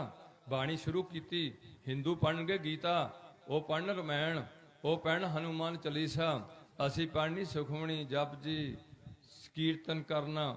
ਮੈਂ ਪਿੱਛੇ ਕੀਰਤਨ ਕਰਿਓ ਨਿਰਵਾਣ ਜੀਓ, ਮਤ ਮੈਂ ਪਿੱਛੇ ਕਰੋ ਬਸੀ। ਅਗਲੀ ਬੇਨਤੀ ਹੈ, ਜਦੋਂ ਰਿਸ਼ਤੇਦਾਰ ਇਕੱਠੇ ਹੋ ਜਾਣ, ਉਹਦਾ ਅਸੀਂ ਬੀਬੀ ਪਰਮਜੀਤ ਕੌਰ ਦਾ ਇਸ਼ਨਾਨ ਬੀਬੀਆਂ ਨੇ ਕਰਾਣਾ। ਨਾਲ ਜਪਜੀ ਸਾਹਿਬ ਦਾ ਪਾਠ ਰੱਖਣਾ। ਜਦੋਂ ਪੂਰਾ ਇਸ਼ਨਾਨ ਕੰਪਲੀਟ ਹੋ ਜਾਏ, ਹੁਣ ਅੱਗੇ ਸੋਚ ਫੇਰ ਆਣੀ ਇੱਕ ਹੋਰ, ਹਿੰਦੂ ਦੀ ਤੇ ਸਿੱਖ ਦੀ। ਉਹ ਕੀ ਹੋਣੀ ਹੈ? ਹਿੰਦੂਆਂ ਨੇ ਉਸ ਬੀਬੀ ਦੇ ਕੱਪੜੇ ਕਿਹੜੇ ਪਿੰਡ ਦੇ ਨੇ? ਬੱਲਾਂ ਤੋਂ ਲਿਆਣੇ, ਬਾਲਣ ਦੇ ਪੈਸੇ ਦੇਣੇ, ਮੁੰਡਾ ਦੇਣ ਨੂੰ ਉਹਦੇ ਭਰਾ ਨੇ ਆਣਾ, ਚਾਹੇ ਹੈ ਚਾਹੇ ਨਹੀਂ, ਚਾਚੇ ਦਾ ਮੁੰਡਾ ਆ ਜਾਏਗਾ, ਘਰੋਂ ਕੱਢਣ ਲੱਗਿਆ। ਸਿੱਖਾਂ 'ਚ ਐਸੀ ਸੋਚ ਨਹੀਂ ਹੈ। ਅਸੀਂ ਆਪਣੇ ਘਰੋਂ ਨੂੰ ਸੂਟ ਬਣਾ ਕੇ ਦੇਣਾ, ਅਸੀਂ ਆਪਣੇ ਘਰੋਂ ਉਹਦੇ ਵਾਸਤੇ ਬਾਲਣ ਦਾ ਇੰਤਜ਼ਾਮ ਕਰਨਾ, ਕਿਉਂਕਿ ਅਸੀਂ ਕਿਸੇ ਨੂੰ ਕੁੜੀ ਦਿੱਤੀ ਹੈ ਤੇ ਕਿਸੇ ਦੀ ਕੁੜੀ ਲਈ ਹੋਈ ਹੈ। ਕੋਈ ਸਾਡੇ ਵੱਲੋਂ ਦੌੜੇ ਤੇ ਅਸੀਂ ਕਿਸੇ ਦੇ ਘਰੋਂ ਦੌੜੀਏ।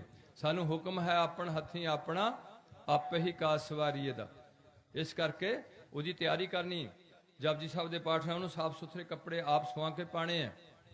ਕੱਪੜੇ ਪਾਉਣ ਤੋਂ ਬਾਅਦ ਉਹਦੇ ਨਾਲ ਕਿਰਪਾਨ, ਕੜਾ, ਕੰਗਾ, ਜੋ ਕਸ਼ਹਿਰਾ ਹੈ ਗੁਰੂ ਬਖਸ਼ਿਆ, ਇਸੇ ਤਰੀਕੇ ਨਾਲ ਰੱਖਣਾ।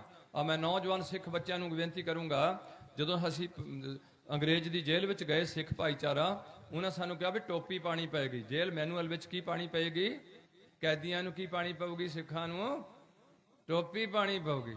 ਹਿੰਦੂ ਤਾਂ ਪਾਲੇ ਟੋਪੀ, ਸਾਨੂੰ ਕੋਈ ਦੁੱਖ ਨਹੀਂ, ਹੋਰ ਪਾਲੇ ਤਾਂ ਸਾਨੂੰ ਕੋਈ ਦੁੱਖ ਨਹੀਂ। ਹੁਣ ਸਿੱਖ ਨੂੰ ਗੁਰੂ ਪਾਤਸ਼ਾਹ ਨੇ ਕਿਹਾ, ਸਿੱਖ ਹੋਏ ਸਿਰ ਟੋਪੀ ਧਰੇ, 7 ਜਨਮ ਕੁਸ਼ਤੀ ਹੋਏ ਮਰੇ, 7 ਜਨਮ ਕੋੜ ਪੈ ਪੈ ਕੇ ਮਰੂਗਾ ਮੇਰਾ ਸਿੱਖ, ਜਿਹੜਾ ਸਿਰ ਤੇ ਟੋਪੀ ਰੱਖ ਲੂਗਾ। ਇਸ ਕਰਕੇ ਸਾਡੀ ਦਸਤਾਰ ਹੈ। ਤੇ ਸਿੱਖਾਂ ਨਾਲ ਮੋਰਚਾ ਲਾਇਆ ਵੀ ਅਸੀਂ ਟੋਪੀ ਨਹੀਂ ਪਾਵਾਂਗੇ। ਆਂਦਾ ਨਹੀਂ ਪਾਵਾਂਗੇ ਤੇ ਮਰੋ, ਖੂਚ ਪਾਓ, ਮੈਂ ਤਾਂ ਟੋਪੀ ਦੇਣੀ ਹੈ। ਆਂਦੇ ਚੰਗਾ, ਤੈਨੂੰ ਦੱਸਦੇ ਆ। 15 ਦਿਨ ਰੋਟੀ ਨਹੀਂ ਖਾਧੀ, ਬਾਣੀ ਪੜ੍ਹੀ ਗਏ, ਕੋਈ ਕੰਮ ਨਹੀਂ ਕੀਤਾ, ਮਸ਼ੱਕਤ ਨਹੀਂ ਕੀਤੀ, ਕੁਛ ਨਹੀਂ ਕੀਤਾ। 15 ਦਿਨ ਲੰਘ ਗਏ।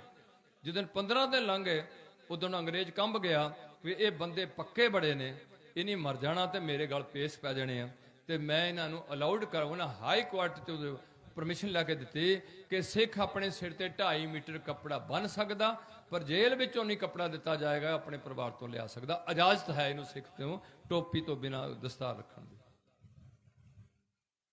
ਫਿਰ ਨਿੱਕਰ ਦਾ ਮਸਲਾ ਚੱਲਿਆ। ਜਿਹੜੀ ਨਿੱਕਰ ਅੱਜ ਹਿੰਦੂ ਮੇਰਾ ਭਰਾ ਲਈ ਫਿੰਡਾ, ਇਹ ਵੀ ਉਹਦੀ ਹੈ, ਇਹਦੀ ਧੋਤੀ ਹੈ।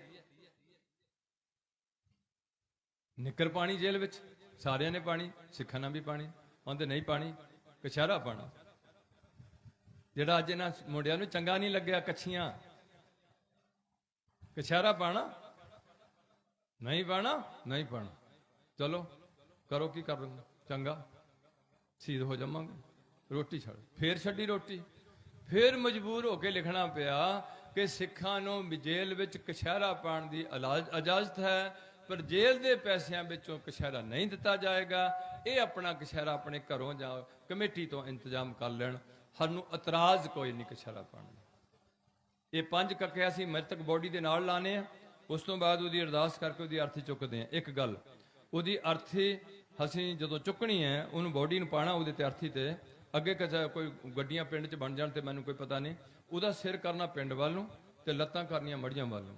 ਹਿੰਦੂ ਨੇ ਸਿਰ ਕਰਨਾ, ਸਿਰ ਕਿਤੇ ਨੂੰ ਕਰਨਾ ਮੜੀਆਂ ਵੱਲ ਨੂੰ, ਘਰੋਂ ਚੁੱਕਣ ਲੱਗਿਆ, ਤੇ ਲੱਤਾਂ ਕਰਨੀਆਂ ਪਿੰਡ ਵੱਲ ਨੂੰ। ਅਸੀਂ ਸਿਰ ਇੱਧਰ ਨੂੰ ਤੇ ਲੱਤਾਂ ਉੱਧਰ ਨੂੰ ਕਿਉਂ ਕਰਨੀਆਂ? ਉਹ ਬੀਬੀ ਪਰਮਜੀਤ ਨੇ ਕਦੇ ਵੀ ਗੁਰਬਾਣੀ ਵੱਲ ਲੱਤਾਂ ਨਹੀਂ ਕੀਤੀਆਂ, ਤੇ ਅਸੀਂ ਮਗਰ ਬਾਣੀ ਸਤਨਾਮ ਵਾਹਿਗੁਰੂ ਦਾ ਜਾਪ ਕਰਨਾ, ਉਹਦੀਆਂ ਲੱਤਾਂ ਉੱਧਰ ਨੂੰ ਕਰਨੀਆਂ, ਜਿੱਧਰ ਨੂੰ ਲੈ ਕੇ ਜਾਣਾ, ਸਿਰ ਆਪਣੇ ਵੱਲ ਨੂੰ ਰੱਖਣਾ। ਇਹ ਹੈ ਸਾਡੀ ਸੋਚ।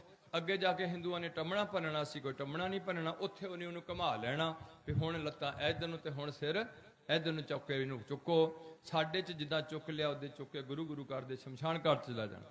ਹੁਣ ਜਦੋਂ ਅਸੀਂ ਪਰਮਜੀਤ ਕੌਰ ਨੂੰ ਸ਼ਮਸ਼ਾਨ ਘਾਟ ਨੂੰ ਲਈ ਜਾਂਦੇ ਸਾਂ ਅਰਥੀ ਤੇ ਪਾ ਕੇ, ਤੇ ਪਰਮਜੀਤ ਕੌਰ ਇੱਕ ਗੱਲ ਕਹਿੰਦੀ ਜਾ ਰਹੀ ਸੀ। ਉਹ ਸਾਰਿਆਂ ਨੂੰ ਮਗਰ ਤੁਰੇ ਆਣ ਬੰਦਿਆਂ ਨੂੰ, ਰਿਸ਼ਤੇਦਾਰਾਂ ਨੂੰ ਕਹਿੰਦੀ ਸੀ, ਉਹ ਲੋਕੋ ਪਿੰਡ ਦਿਓ, ਉਹ ਰਿਸ਼ਤੇਦਾਰੋ, ਮੈਂ ਜੀ ਮਰੀ, ਮੈਂ ਹਜੇ ਹੈਗੀ ਆ, ਮੈਂ ਤੁਹਾਨੂੰ ਸਾਰਿਆਂ ਨੂੰ ਦੇਖਦੀ ਹਾਂ, ਮੈਂ ਤੁਹਾਨੂੰ ਸੁਣਦੀ ਵੀ ਹੈ, ਪਰ ਮੁਸ਼ਕਿਲ ਇਹ ਹੈ ਵੀ ਤੁਸੀਂ ਹੁਣ ਮੈਨੂੰ ਦੇਖ ਵੀ ਨਹੀਂ ਸਕਦੇ ਤੇ ਮੈਨੂੰ ਸੁਣ ਵੀ ਨਹੀਂ ਸਕਦੇ। ਅੱਛਾ, ਮੈਂ ਇੱਕ ਤੁਹਾਨੂੰ ਗਵਾਹੀ ਪਾਉਂਦੀ ਜਾਨੀ, ਦੱਸੋ ਕੀ? ਉਹ ਕਹਿੰਦੀ ਹੈ ਕਿ ਮੈਂ ਅੱਜ ਤੱਕ ਕਦੇ ਵੀ ਮੜੀਆਂ 'ਚ ਰਾਤ ਨਹੀਂ ਕੱਟਣ ਆਈ, ਮੈਨੂੰ ਬੜਾ ਡਰ ਲੱਗਦਾ ਹੁੰਦਾ ਸੀ। ਅੱਜ ਤੁਸੀਂ ਮੈਨੂੰ ਚੁੱਕ ਕੇ ਲੈ ਕੇ ਆ ਗਏ, ਨੁਹਾ ਕੇ, ਤੁਰ ਕੇ ਮੈਂ ਵੀ ਨਹੀਂ ਆ ਲੱਗੀ, ਚੁੱਕਿਆ ਹੋਇਆ 4 ਬੰਦਿਆਂ ਨੇ। ਦੇਖੋ ਬੰਦਾ ਚੱਲਿਆ 4 ਜਣਿਆਂ ਦੇ ਕੰਨ ਫਰੀਦਾ ਅਮਲ ਜੇ ਕੀਤੇ, ਦੁਨੀ ਵਿੱਚ ਦਰ ਗਏ ਆਏ। ਉਹ ਜਿਹੜੀ ਦਰਗਾਹ 'ਚ ਨੂੰ ਜਾਣਾ ਅਸੀਂ, ਜਿੱਥੇ ਤੁਹਾਡੀ ਕਾਰਗੁਜ਼ਾਰੀ ਦੇਖਣੀ ਹੈ ਵੀ ਕੀ ਕਰਕੇ ਆਇਆ ਧਰਤੀ ਤੇ, ਕਿੰਨਾ ਗੰਦ ਪਾ ਕੇ ਆਇਆ ਮੈਂ, ਕਿੰਨਾ ਚੰਗਾ ਕੰਮ ਕਰਕੇ ਆਇਆ। ਜੇ ਸਾਰੇ ਚੰਗੇ ਕੰਮ ਕਰੀਏ ਤੇ ਸਾਡਾ ਸਮਾਜ ਚੰਗਾ, ਸਾਡੀ ਆਉਣ ਵਾਲੀ ਜਨਰੇਸ਼ਨ ਚੰਗੀ, ਸਾਡਾ ਦੇਸ਼ ਦਾ ਭਲਾ, ਸਾਡੇ ਆਉਣ ਵਾਲੇ ਬਜ਼ੁਰਗਾਂ ਦੀ, ਪਹਿਲੇ ਬਜ਼ੁਰਗਾਂ ਦੀ ਇੱਜ਼ਤ ਬਰਕਰਾਰ ਹੈ। ਇੰਨਾ ਫਾਇਦਾ ਹੋ ਰਿਹਾ। ਹੁਣ ਉਹ ਕਹਿੰਦੀ ਹੈ ਕਿ ਇੱਕ ਗੱਲ ਯਾਦ ਰੱਖਿਓ, ਮੈਂ ਧਰਤੀ ਤੇ ਸੋਚਿਆ ਨਹੀਂ ਸੀ ਵੀ ਅੱਗੇ ਕੁਝ ਹੋਣਾ। ਹੁਣ ਮੈਨੂੰ ਇੱਧਰ ਦਾ ਵੀ ਦਿਖਣ ਲੱਗ ਪਿਆ ਤੇ ਅਗਲਾ ਵੀ ਦਿਖਣ ਲੱਗ ਪਿਆ। ਧਰਤੀ ਦੇ ਵੀ ਬੰਦੇ ਦਿਖਣ ਲੱਗ ਪਏ ਤੇ ਅਗਲੀ ਗੱਲ ਵੀ ਮੈਨੂੰ ਲੱਭਣ ਲੱਗ ਪਈ। ਅੱਗੇ ਕੀ ਲੱਭਦਾ ਪਰਮਜੀਤ ਕੌਰੇ? ਅੱਗੇ ਲੱਭਦੇ ਦੋ ਰਸਤੇ। ਇੱਕ ਰਸਤੇ ਦੀਆਂ ਰੂਹਾਂ ਬੜੀਆਂ ਬਲਕਣ ਡਈਆਂ ਨੇ, ਉਹਨੀ ਧਰਤੀ ਤੇ ਚੰਗੇ ਕੰਮ ਨਹੀਂ ਕੀਤੇ, ਹੁਣ ਪਛਤਾਉਂਦੀਆਂ ਜਾਂਦੀਆਂ ਨੇ, ਬੜੇ ਧੱਕਾ ਮੁੱਕੀ ਹੋ ਕੇ ਜਾ ਰਹੀਆਂ ਨੇ। ਦੂਸਰੇ ਰਸਤੇ ਦੇ ਲੋਕ ਬੜੇ ਖੁਸ਼ ਜਾ ਰਹੇ ਨੇ, ਉਹਨੀ ਧਰਤੀ ਤੇ ਪਹਿਲਾਂ ਸਾਰੀ ਗੱਲ ਸਮਝੀ ਹੋਈ ਸੀ, ਉਹਨੀ ਪ੍ਰਾਹੁਣੇ ਬਣ ਕੇ ਇੱਥੇ ਬੈਠੇ ਸਨ, ਉਹਨੀ ਜਾਣ ਦੀ ਤਿਆਰੀ ਰੱਖੀ ਹੋਈ ਸੀ, ਗੁਰੂ ਦੇ ਬਚਨ ਪਾਲੇ ਹੋਏ ਸਨ। ਅੱਜ ਗੁਰੂ ਦਾ ਹੱਥ ਉਹਨਾਂ ਦੇ ਨਾਲ ਹੈ, ਉਹ ਬੜੇ ਖੁਸ਼ ਜਾ ਰਹੇ ਨੇ। ਇਸ ਕਰਕੇ ਤੁਸੀਂ ਧਰਤੀ ਤੇ ਭੁੱਲ ਜਾਂਦੇ ਹੋ ਵੀ ਅੱਗੇ ਕੁਝ ਨਹੀਂ ਹੋਣਾ। ਤਾਂ ਮੈਂ ਤੁਹਾਨੂੰ ਚੇਤੇ ਕਰਾਉਂਦੀ ਜਾਨੀ ਵੀ ਅੱਗੇ ਬਹੁਤ ਕੁਝ ਹੈ। ਜੇ ਇਸ ਧਰਤੀ ਤੇ ਇੰਨਾ ਕੁਝ ਹੈ ਤੇ ਅੱਗੇ ਵੀ ਬਹੁਤ ਕੁਝ ਹੈ। ਤੁਸੀਂ ਇਸ ਧਰਤੀ ਤੇ ਮਾੜੇ ਕੰਮ ਨਾ ਕਰਿਓ। ਜ਼ਰੂਰ ਸਾਰੀਆਂ ਸਿੱਖਣੀਆਂ ਤੇ ਸਿੱਖ ਖੰਡੇ ਦੀ ਪੌਲ ਛਕ ਲਿਓ।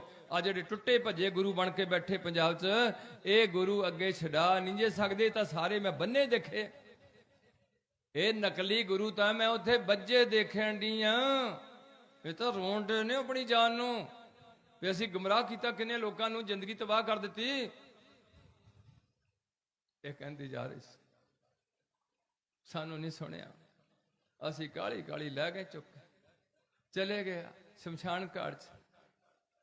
ਚਿਖਾ ਚੁਣ ਦਿੱਤੀ, ਅਰਥੀ ਦੇ ਵਿੱਚੋਂ ਚੁੱਕ ਕੇ ਪਰਮਜੀਤ ਨੂੰ ਉੱਥੇ ਰੱਖ ਦਿੱਤਾ। ਪਹਿਲੀਆਂ ਲੱਕੜਾਂ ਤੇ ਵਿੱਚ ਹੀ ਰੱਖ ਦਿੱਤਾ, ਉੱਤੇ ਪਾਤਾ ਚੰਗਾ ਭਾਰ ਵੀ ਜੇ ਕਿਤੇ ਜਾਗ ਪਏ। ਅੰਗਰੇਜ਼ 3 ਦਿਨ ਤੱਕ ਡੈੱਡ ਬੋਡੀ ਰੱਖਦਾ, 3 ਦਿਨ ਤੱਕ ਤਾਂ ਰੱਖਦਾ ਸ਼ਾਇਦ ਇਹ ਮੁੜ ਕੇ ਫੇਰ ਵੀ ਕਿਤੇ ਫੇਰ ਨਾ ਹਜੇ ਤਾਜ਼ਾ ਸਰੀਰ ਫੇਰ ਗਰਮ ਹੋ ਜਾਏ। ਤੇ ਸਾਡਾ ਤਾਂ ਬੁੱਢੇ ਨੂੰ ਤਾਂ ਮੇਰਾ ਖਿਆਲ 2 ਘੰਟੇ ਰੱਖਣਾ ਵੀ ਬਹੁਤ ਔਖਾ ਹੁੰਦਾ। ਇਹ ਤਾਂ ਮਸਾ ਮਰਿਆ ਕਿਤੇ ਸੱਚੀ ਨਾ ਉੱਠ ਖੜੇ। ਉੱਪਰ ਬਾਤੀਆਂ ਲੱਕੜਾਂ ਵੀ ਜੇ ਕਿਤੇ ਹਿਲ ਹੁਲ ਗਈ ਤੇ ਕਿਤੇ ਉੱਠ ਨਾ ਖੜੇ ਹੋਣ। ਚੰਗਾ ਠੋਕ ਦੋ ਭਾਰ। ਹੁਣ ਅਰਦਾਸ ਕੀਤੀ ਜਾਣੀ।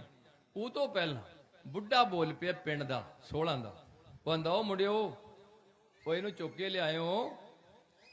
ਆ ਜਿਹੜੇ ਫੱਟੇ ਤੇ ਚੁੱਕਿਆ, ਇਹ ਫੱਟਾ ਚੁੱਕੋ, ਇਹ ਸਾਰੇ ਫੱਟਾ ਚੁੱਕ ਕੇ ਇਹਦੇ ਮੜੀ ਦੇ ਉੱਤੋਂ ਦੀ ਘੁਮਾ ਕੇ ਪੁੱਠਾ ਕਰਕੇ ਸੁੱਟ ਦੋ।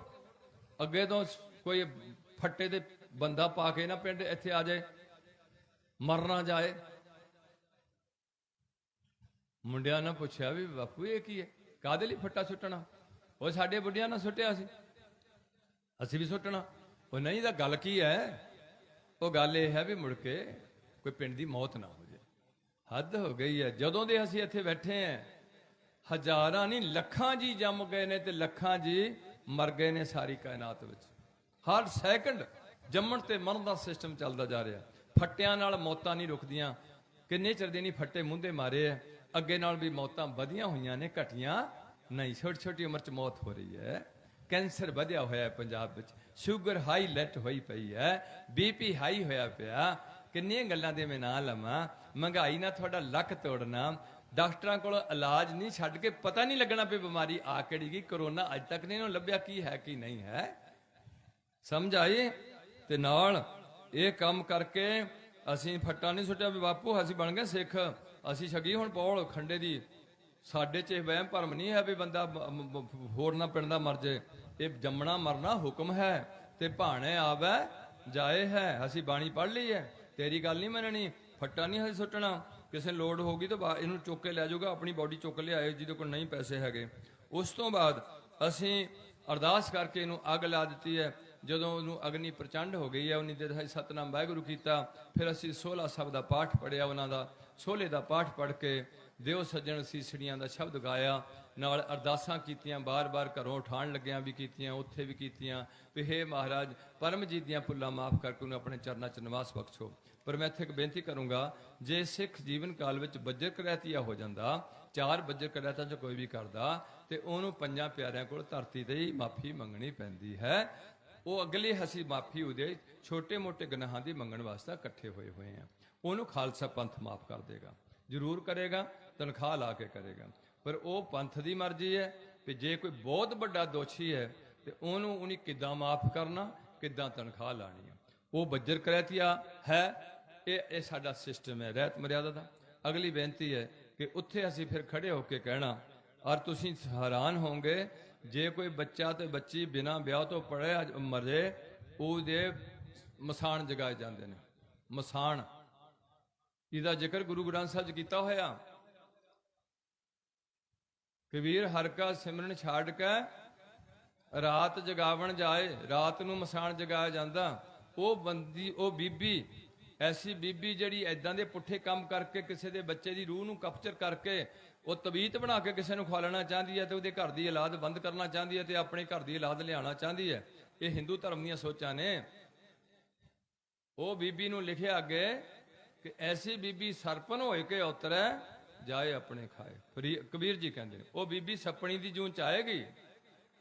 ਭਗਤ ਤਰਲੋਚਨ ਹਿੰਦੂ ਭਗਤ ਗੁਰੂ ਗ੍ਰੰਥ ਸਾਹਿਬ 'ਚ ਬੈਠੇ ਬੋਲ ਰਹੇ ਨੇ, ਉਹ ਲੋਕੋ ਜੇ ਪੈਸਿਆਂ ਨੂੰ ਯਾਦ ਕਰਦੇ ਮਰ ਗਏ, ਸੱਪ ਦੀ ਜੂਨ ਚ ਜਾਓਗੇ।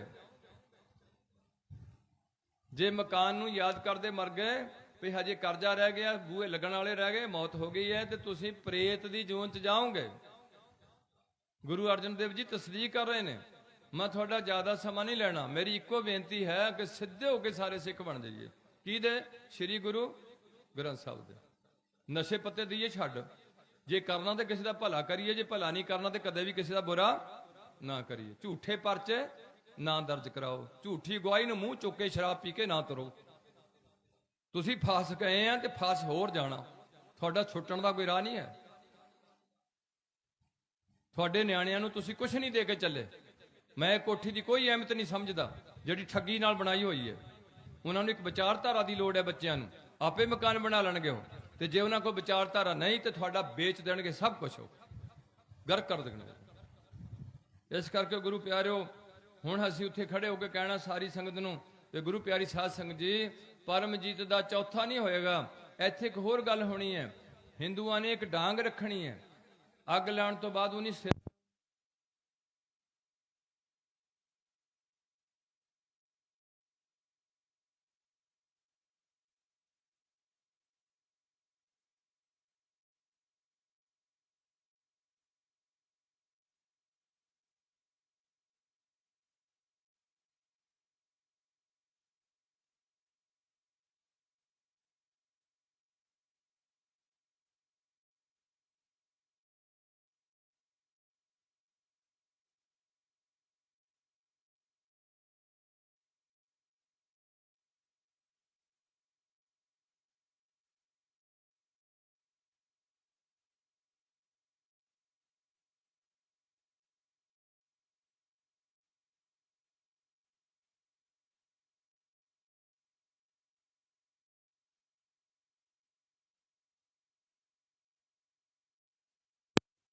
ਅੰਗੀਠੇ ਨੂੰ ਜੇ ਦਫਨਾਵਾਂਗੇ ਆਪਣੀ ਪੈਲੀ ਵਿੱਚ ਜਾਂ ਮੜੀਆਂ ਵਿੱਚ, ਤੇ ਉੱਤੇ ਮੜੀ ਨਹੀਂ ਬਣਾਵਾਂਗੇ ਜਾਂ ਉਹਨੂੰ ਪਾਣੀ 'ਚ ਰੋੜ ਦੇਵਾਂਗੇ। ਇਹ ਸਾਡਾ ਸਿਸਟਮ ਹੈ। ਇਹ ਹੋ ਗਿਆ ਅੰਗੀਠੇ ਦੀ ਸਫਾਈ। ਤੁਸੀਂ ਹੁਣ ਨਾ ਆਇਓ।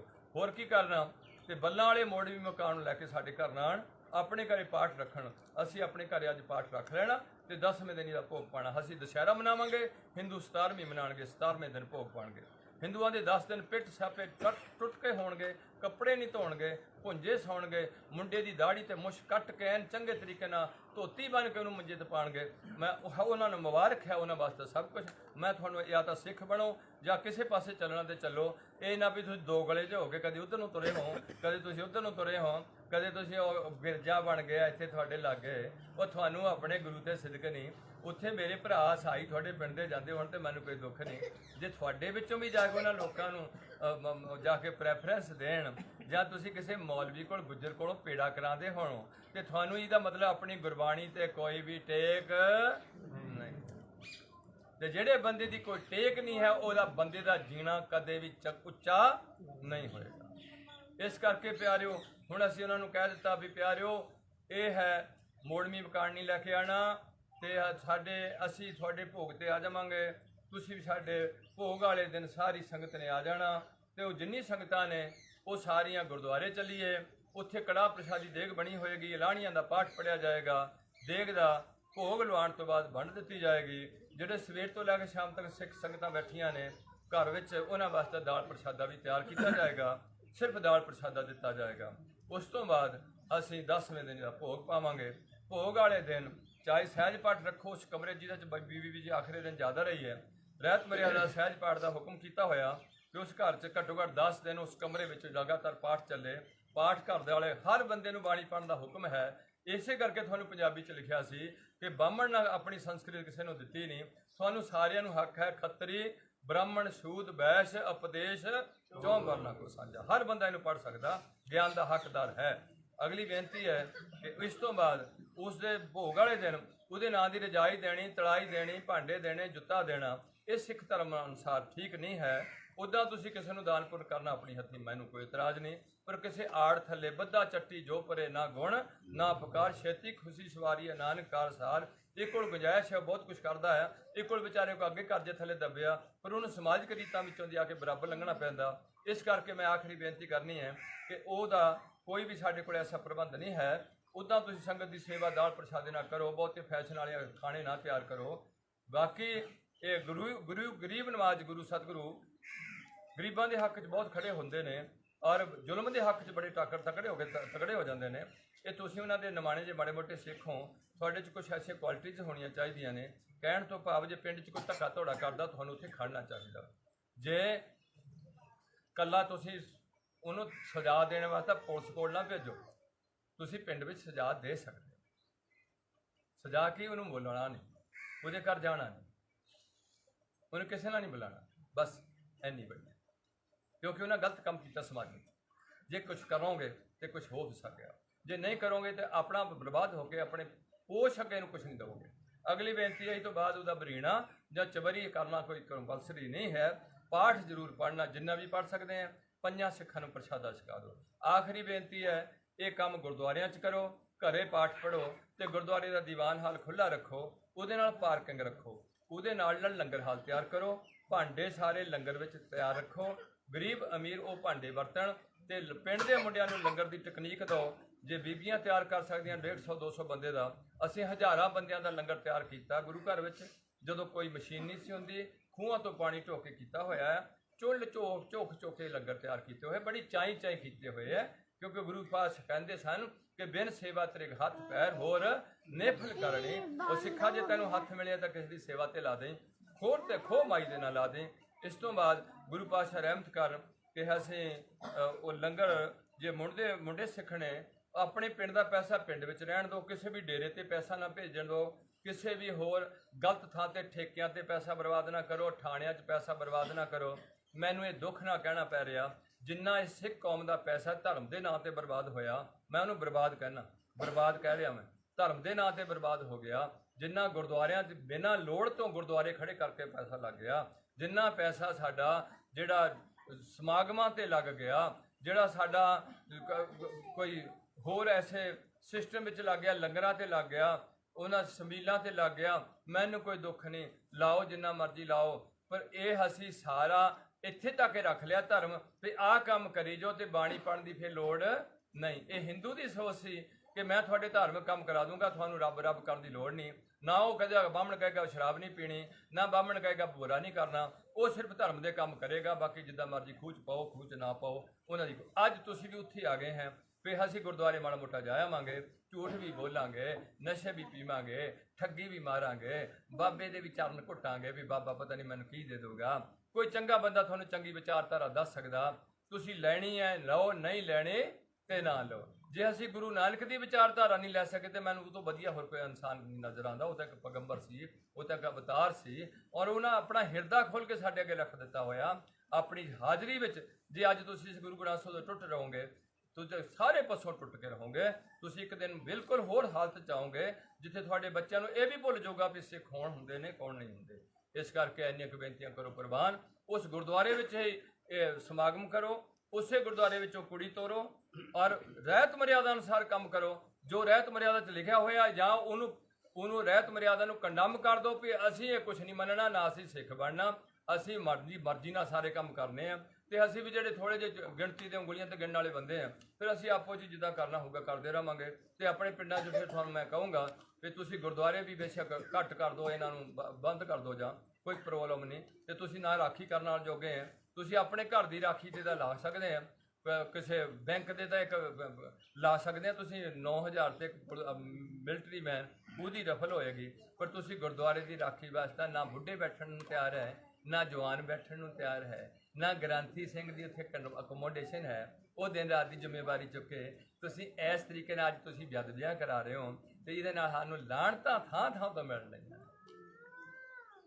ਇੰਨੀਆਂ ਕਿ ਬੇਨਤੀਆਂ ਕਰੋ। ਪ੍ਰਵਾਨ ਥੋੜਾ ਮੈਂ ਸਦਾਈ ਬੰਦਾ, ਜਦੋਂ ਕਿਸੇ ਅਗਲੇ ਸਾਹਮਣੇ ਨੁਕਸਾਨ ਹੁੰਦਾ ਹੋਏ, ਉਹਨੂੰ ਦੂਰ ਤੱਕ ਦਿਖਦਾ ਹੋਏ ਨੁਕਸਾਨ ਤੇ ਕਿੱਦਾਂ ਹੋ ਰਿਹਾ, ਤੇ ਉਹ ਫਿਰ ਥੋੜਾ ਜਿਹਾ ਤਾਸ਼ ਵਿੱਚ ਆ ਹੀ ਜਾਂਦਾ ਕਿ ਕਿਸੇ ਤਰੀਕੇ ਨਾਲ ਮੰਨ ਜਾਣ, ਕਿਸੇ ਤਰੀਕੇ ਨਾਲ ਅਸੀਂ ਇਕੱਠੇ ਹੋ ਜਾਈਏ। ਮੇਰੇ ਗੁਰੂ ਦੇ ਬਚਨ ਪੂਰੇ ਹੋਣ ਹੋਏ ਇਕੱਤਰ, ਮੇਰੋ ਮੇਰੇ ਭਾਈ ਦੁਬਦਾ ਦੂਰ ਕਰੋ ਲਿਵਲਾਏ।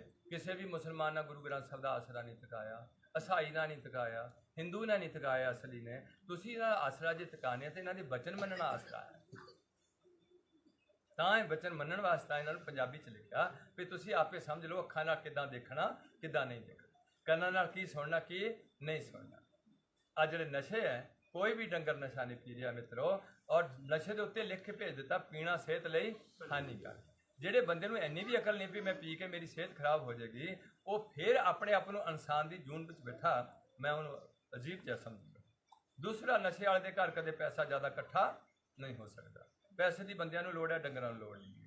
ਤੀਸਰਾ, ਨਸ਼ੇ ਵਾਲੇ ਦੇ ਜੀਵਨ ਦੇ ਵਿੱਚ ਇੱਜ਼ਤ ਬਿਲਕੁਲ ਘੱਟ ਜਾਏ, ਕੋਈ ਇੱਜ਼ਤ ਨਹੀਂ ਰਹੇ, ਨਾ ਪਰਿਵਾਰ ਵਿੱਚ ਰਹੇਗੀ ਨਾ ਸਮਾਜ ਵਿੱਚ ਰਹੇਗੀ।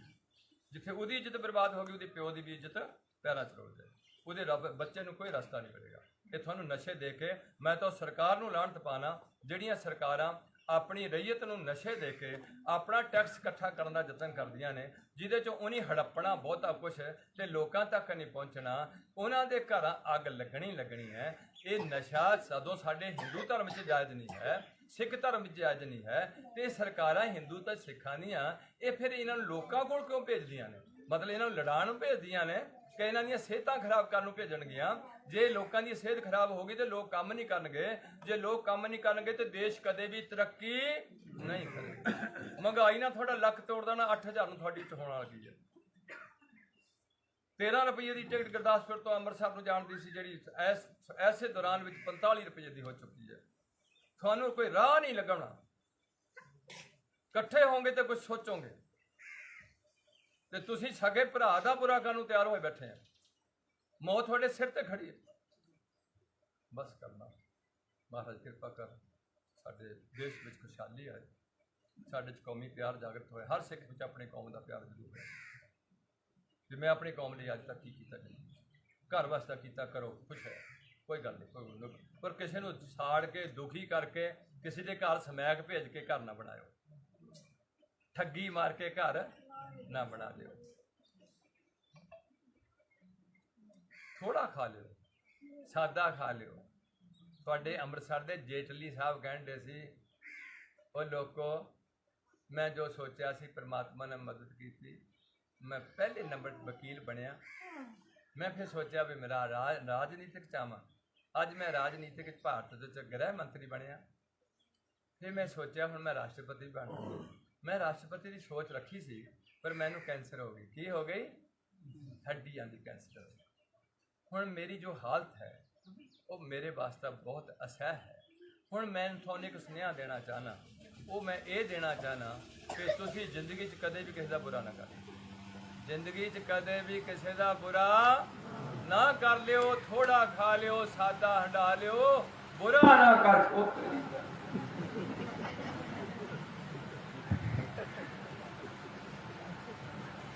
ਚਲੋ ਟਾਈਮ ਸ਼ੌਕ ਦਾ ਤੁਸੀਂ ਹੱਸ ਰਹੇ ਹੋ, ਟਾਈਮ ਗਮੀ ਦਾ ਤੁਸੀਂ ਮੇਰੇ ਕਰਕੇ ਨਾ ਹੱਸ ਰਹੇ ਹੋ। ਮੈਂ ਆਪਣੇ ਧਿਆਨ ਸੇ ਚੋਰ ਦੀ ਆਵਾਜ਼ ਆ ਗਈ। ਸੋ ਮਹਾਰਾਜ ਕਿਰਪਾ ਕਰਨ, ਇੰਨੀਆਂ ਕੁ ਬੇਨਤੀਆਂ ਮੇਰੀਆਂ ਪ੍ਰਵਾਨ ਕਰੋ ਤੇ ਅਸੀਸ ਦਿਓ। ਜ਼ਿੰਦਗੀ ਦਾ ਪਤਾ ਨਹੀਂ ਕਿੰਨਾ ਹੈ, ਸਮਾਂ ਕਿੰਨਾ ਨਹੀਂ। ਇਹ ਤੁਹਾਡੇ ਚਰਨਾਂ ਨਾਲ ਮੈਂ ਤਾਂ ਕਹਿੰਦਾ ਪਿਆ, ਹਜੇ ਮੈਂ ਸਿੱਖ ਨਹੀਂ, ਮੈਂ ਸਿਖਿਆਰਥੀ ਹਾਂ। ਸਾਰੀ ਜ਼ਿੰਦਗੀ ਮੈਂ ਸਿੱਖਣ ਵਾਲਾ ਰਹਾਂਗਾ। ਮੇਰੇ ਮਰਨ ਤੋਂ ਬਾਅਦ ਮੈਨੂੰ ਗਾਲਾਂ ਕੱਢ ਦਿਓ, ਜੋ ਮਰਜ਼ੀ ਕਹਿ ਦਿਓ, ਬਦਮਾਸ਼ ਕਹਿ ਦਿਓ, ਮੈਨੂੰ ਕੋਈ ਇਤਰਾਜ਼ ਨਹੀਂ। ਪਰ ਜੀਂਦੇ ਜੀ ਹਜੇ ਮੈਨੂੰ ਸਿੱਖ ਵੀ ਨਾ ਕਹੋ, ਇਹ ਮੇਰੀ ਹੱਥ ਜੋੜ ਕੇ ਬੇਨਤੀ ਹੈ। ਤੇ ਅੱਗੇ ਤੋਂ ਜੇ ਕੋਈ ਚੰਗੀ ਗੱਲ ਲੱਗੀ ਹੈ ਤੇ ਮੇਰੀਆਂ ਭੈਣਾਂ ਤੇ ਮੇਰੇ ਭਰਾ ਜ਼ਰੂਰ ਲੈਣ, ਤੇ ਜੇ ਕੋਈ ਗਲਤੀ ਹੈ ਤੇ ਮੇਰੀ ਝੋਲੀ 'ਚ ਜ਼ਰੂਰ ਪਾ ਦੇਣ। ਤੁਸੀਂ ਬੜੇ ਖੁਸ਼ ਫਰਾਕ ਦਿਲ ਲੋਕ ਹੋ, ਗਲਤੀਆਂ ਆਮ ਮਾਫ ਕਰ ਦਿੰਦੇ ਹੋ। ਇੱਕ ਗੱਲ ਮੈਂ ਸੁਣੀ ਕਿਸੇ ਕੋਲੋਂ ਵੀ ਜਿਹੜਾ ਕਿਸੇ ਦੀ ਗਲਤੀ ਦੀ ਮਾਫੀ ਦਿੰਦਾ ਪਰਮਾਤਮਾ ਹੀ ਉਹਨੂੰ ਮਾਫ ਕਰ ਦਿੰਦਾ, ਪਰ ਗਲਤੀ ਵੀ ਕਿਸੇ ਹੱਦ 'ਚ ਹੁੰਦੀ ਹੈ ਤੇ ਮਾਫੀ ਵੀ ਕਿਸੇ ਹੱਦ 'ਚ ਹੁੰਦੀ। ਜੇ 20 ਬੰਦੇ ਮਾਰ ਕੇ ਮੈਂ ਕੋਰਟ 'ਚ ਜਾ ਕੇ ਜੱਜ ਨੂੰ ਕਹਾਂ ਵੀ ਗਲਤੀ ਨੂੰ ਮਾਫ ਕਰ ਦੇ, ਤੇ ਫਿਰ ਜੱਜ ਕਹੂਗਾ ਵੀ ਮੇਰੀ ਵੀ ਕੋਈ ਜ਼ਿੰਮੇਵਾਰੀ ਹੈ, ਮੈਂ ਇੱਥੇ ਤੱਕ ਇਹ ਮਾਫ ਨਹੀਂ ਮੈਂ ਕਰ ਸਕਦਾ। ਤੂੰ ਛੋਟੀ ਮੋਟੀ ਕੋਈ ਗਲਤੀ ਕੀਤੀ ਹੁੰਦੀ ਸ਼ਾਇਦ ਮੈਂ ਤੈਨੂੰ ਮਾਫ, ਮੇਰੇ ਬਾਰੇ ਕੀਤੀ ਹੁੰਦੀ, ਮੈਨੂੰ ਅਪਸ਼ਬਦ ਬੋਲਿਆ ਹੁੰਦਾ, ਮੈਂ ਤੈਨੂੰ ਮਾਫ ਜ਼ਰੂਰ ਕਰ ਦਿੰਦਾ, ਪਰ ਇਹ ਤੂੰ ਕਾਨੂੰਨ ਦੀ ਉਲੰਘਣਾ ਕੀਤੀ ਹੋਈ, ਤੈਨੂੰ ਸਜ਼ਾ ਜ਼ਰੂਰ ਮਿਲੇਗੀ। ਪਰ ਮੁਸ਼ਕਿਲ ਹੈ। ਸੋ ਹੁਣ ਜੇ ਨਹੀਂ ਆਨੰਦ ਸਾਹਿਬ ਕਰਨਾ, ਇਹਨੂੰ ਭੋਗ ਲੱਗ ਚੁੱਕਿਆ ਵਾ, ਭੋਗ ਲੱਗ ਚੁੱਕਿਆ, ਦੇਗ ਵਰਤੇਗੀ ਤੇ ਗੁਰੂ ਪਾਤਸ਼ਾਹ ਰਹਿਮਤ ਕਰਨ, ਮਾਤਾ ਜੀ ਦੀ ਆਤਮਾ ਨੂੰ ਆਪਣੇ ਚਰਨਾਂ 'ਚ ਨਿਵਾਸ ਬਖਸ਼ਣ, ਨਗਰ ਖੇੜੇ 'ਚ ਰਿਸ਼ਤੇਦਾਰਾਂ 'ਚ ਸੁੱਖ ਸ਼ਾਂਤੀ ਵਰਤਾ ਕੇ ਰੱਖਣ, ਤੇ ਗੁਰੂ ਨਾਨਕ ਦੇ ਮਿਸ਼ਨ ਦਿਨ ਦੁਗਣੀ ਚੌਗੁਣੀ ਤਰੱਕੀ ਕਰੇ। ਹਿੰਦੂ ਸਾਰੇ ਸੱਚੇ ਹਿੰਦੂ ਤੇ ਮੁਸਲਮਾਨ ਸਾਰੇ ਸੱਚੇ ਮੁਸਲਮਾਨ, ਈਸਾਈ ਸਾਰੇ ਸੱਚੇ ਈਸਾਈ ਤੇ ਸਿੱਖ ਸਾਰੇ ਸੱਚੇ ਸ੍ਰੀ ਗੁਰੂ। ਕੋਈ ਧਾਗਾ, ਕੋਈ ਤਵੀਤ, ਕੋਈ ਮੜੀ ਮਸਾਣ ਜਠੇਰਾ ਕਬਰ, ਕਿਸੇ ਦੀ ਪੂਜਾ ਸਿੱਖ ਨਹੀਂ ਕਰ ਸਕਦਾ। ਕੋਈ ਜੰਤਰ ਮੰਤਰ ਜਾਂ ਰੱਖੜੀ ਵੀ ਮੈਂ ਕਹੂੰਗਾ ਸਿੱਖਾਂ ਦੇ ਹੱਥਾਂ ਨੂੰ ਨਾ ਹੋਣੀ ਚਾਹੀਦੀ। ਸਾਡਾ ਆਪਣਾ ਹੀ ਸਿਧਾਂਤ ਹੈ, ਕੋਈ ਅੰਗਰੇਜ਼ ਨੀਚੇ ਜੀ ਬੰਨੇਗਾ। ਹੁਣ ਤਾਂ ਬੀਬੀ ਇੰਦਰਾ ਜੀ ਨੇ ਇਹਨਾਂ ਕੁੜੀਆਂ ਨੂੰ ਆਪਣੇ ਪਿਓ ਦੀ ਜ਼ਮੀਨ 'ਚੋਂ, ਸਹੁਰਿਆਂ 'ਚ ਤਾਂ ਨਹੀਂ ਕੁਝ ਵੀ ਦਿੱਤਾ, ਪਿਓ ਵਿੱਚੋਂ ਦੇਣ ਲੱਗਾ ਯਤਨ ਕੀਤਾ ਹੋਇਆ ਵੀ ਪਿਓ ਦੀ ਜ਼ਮੀਨ ਤੂੰ ਲੈ ਸਕਦੀ ਹੈ, ਚਾਹੇ ਤੈਨੂੰ ਤੇਰਾ ਸਹੁਰਾ ਸਾਰੀ ਜ਼ਮੀਨ ਵੇਚ ਕੇ ਇੱਥੇ ਘਰ ਬਿਠਾਲ ਦੇ, ਉਹਦੇ 'ਚੋਂ ਤੂੰ ਜ਼ਿਆਦਾ ਕੁਝ ਨਹੀਂ ਲੈ ਸਕਦੀ, ਆਪਣੇ ਪਿਓ ਕੋਲੋਂ ਤੂੰ ਲੈ ਸਕਦੀ ਹੈ। ਇਹ ਪਿਓ ਕੋਲੋਂ ਜ਼ਮੀਨ ਲੈਣ ਨਾਲ ਰੱਖੜੀ ਦਾ ਕੋਈ ਵੀ ਸਿਸਟਮ ਭਾਰਤ ਵਿੱਚ ਮੈਂ ਨਹੀਂ ਚਾਹ ਸਕਦਾ ਵੀ ਚੱਲੇਗਾ, ਕਿਉਂਕਿ ਜਿਹੜੀ ਭੈਣ ਦੀ ਰਾਖੀ ਕਰਨੀ ਹੈ ਉਹ ਭੈਣ ਹੀ ਉਹ ਪਿਓ ਜਾਇਦਾਦ ਵਿੱਚੋਂ ਹਿੱਸਾ ਮੰਗਣ ਨੂੰ ਕਾਹਲੀ ਪਈ ਹੈ। ਉਹ ਵੀਰਾ ਉਹਦੇ ਵਿਆਹ ਨੂੰ ਕਿਵੇਂ ਜਾਊਗਾ, ਉਹਦੇ ਮਾਮਾ ਬਣ ਕੇ ਕਿਵੇਂ ਜਾਊਗਾ, ਉਹਦੇ ਨਿਆਣਿਆਂ ਦਾ ਉਹਦਾ ਇੰਨਾ ਖਰਚ ਕਿਵੇਂ ਉਹਦੇ ਤੇ ਕਰੂਗਾ, ਗਿਆਨ ਵਾਲੇ ਸਮੇਂ 'ਚ ਉਹਦਾ ਕਫਨ ਲੈ ਕੇ ਕਿੱਦਾਂ ਤੁਰੂਗਾ। ਇਹ ਸਾਰਾ ਕੁਝ ਇੱਕ ਸਿਸਟਮ ਸੀ, ਉਹ ਸਿਸਟਮ ਮੈਨੂੰ ਠੀਕ ਲੱਗਦਾ ਸੀ। ਇਹ ਸਿਸਟਮ ਬਹੁਤ ਕਈ ਵਾਰ ਜਿਹੜਾ ਬੰਦਾ ਤੈਸ਼ ਵਿੱਚ ਆਉਂਦਾ, ਹੰਕਾਰ ਵਿੱਚ ਆਉਂਦਾ, ਉਹਦੇ ਬਹੁਤ ਕੀਤੇ ਹੋਏ ਕੰਮ ਲੋਕਾਂ ਦਾ ਬੁਰਾ ਕਰ ਜਾਂਦੇ ਨੇ। ਉਹਦਾ ਇੱਕ ਹੰਕਾਰ ਲੱਖਾਂ ਬੰਦਿਆਂ ਦਾ ਕਾਣ ਬੱਚਾ ਪੀੜ ਜਾਂਦਾ। ਸੋ ਇਸ ਕਰਕੇ ਪਿਆਰਿਓ ਮੇਰੇ ਗੁਰੂ ਜੀ ਕਹਿੰਦੇ ਨੇ, ਹਰ ਜਿਉ ਹੰਕਾਰ ਨਾ ਭਾਵੇ ਬੇਦ ਕੂਕ ਸੁਣਾਵੇ, ਭਾਉ ਭਗਤ ਕਰਨੀ ਸਦਾਏ ਤੋ ਨਾਨਕ ਮਖੰਤਰ ਪਾਏ, ਕਰ ਕਿਰਪਾ ਜਿਸ ਕੈ ਹਿਰਦੈ ਗਰੀਬੀ ਵਸਾਵੈ, ਨਾਨਕੀਆਂ ਮੁਕਤ ਆਗੇ ਸੁਖ ਪਾਵੇ, ਹਮ ਨਹੀਂ ਚੰਗੇ ਬੁਰਾ ਨਹੀਂ ਕਹੇ। ਇਹ ਸਿੱਖ ਧਰਮ ਦਾ ਸਿਧਾਂਤ ਹੈ, ਇਹਨੂੰ ਫੋਲੋ ਕਰੀਏ। ਇੰਨੀਆਂ ਬੇਨਤੀਆਂ ਕਰਦਿਆਂ ਹੁਣ ਗੁਰੂ ਕੀ ਦੇਗ ਵਰਤੇਗੀ, ਨਾਲੇ ਸਤਨਾਮ ਵਾਹਿਗੁਰੂ ਦਾ ਜਾਪ ਹੋਏਗਾ, ਨਾਲ ਨਾਲ ਗੁਰੂ ਕੇ ਬਸਤਰਾਂ ਦੀ ਸੇਵਾ ਹੋਏਗੀ। ਗੁਰੂ ਜੀ ਆਪਣੇ ਨਿਜ ਸਥਾਨ ਵੱਲ ਨੂੰ ਵਧਣਗੇ, ਇਹਨਾਂ ਨੂੰ ਤੋੜ ਕੇ ਫਿਰ ਆਪ ਜੀ ਨੇ ਗੁਰੂ ਕਾ ਲੰਗਰ ਪੰਗਤਾਂ ਬਣਾ ਕੇ ਛਕੋ ਤੇ ਅੱਛੀ ਗੱਲ ਹੈ।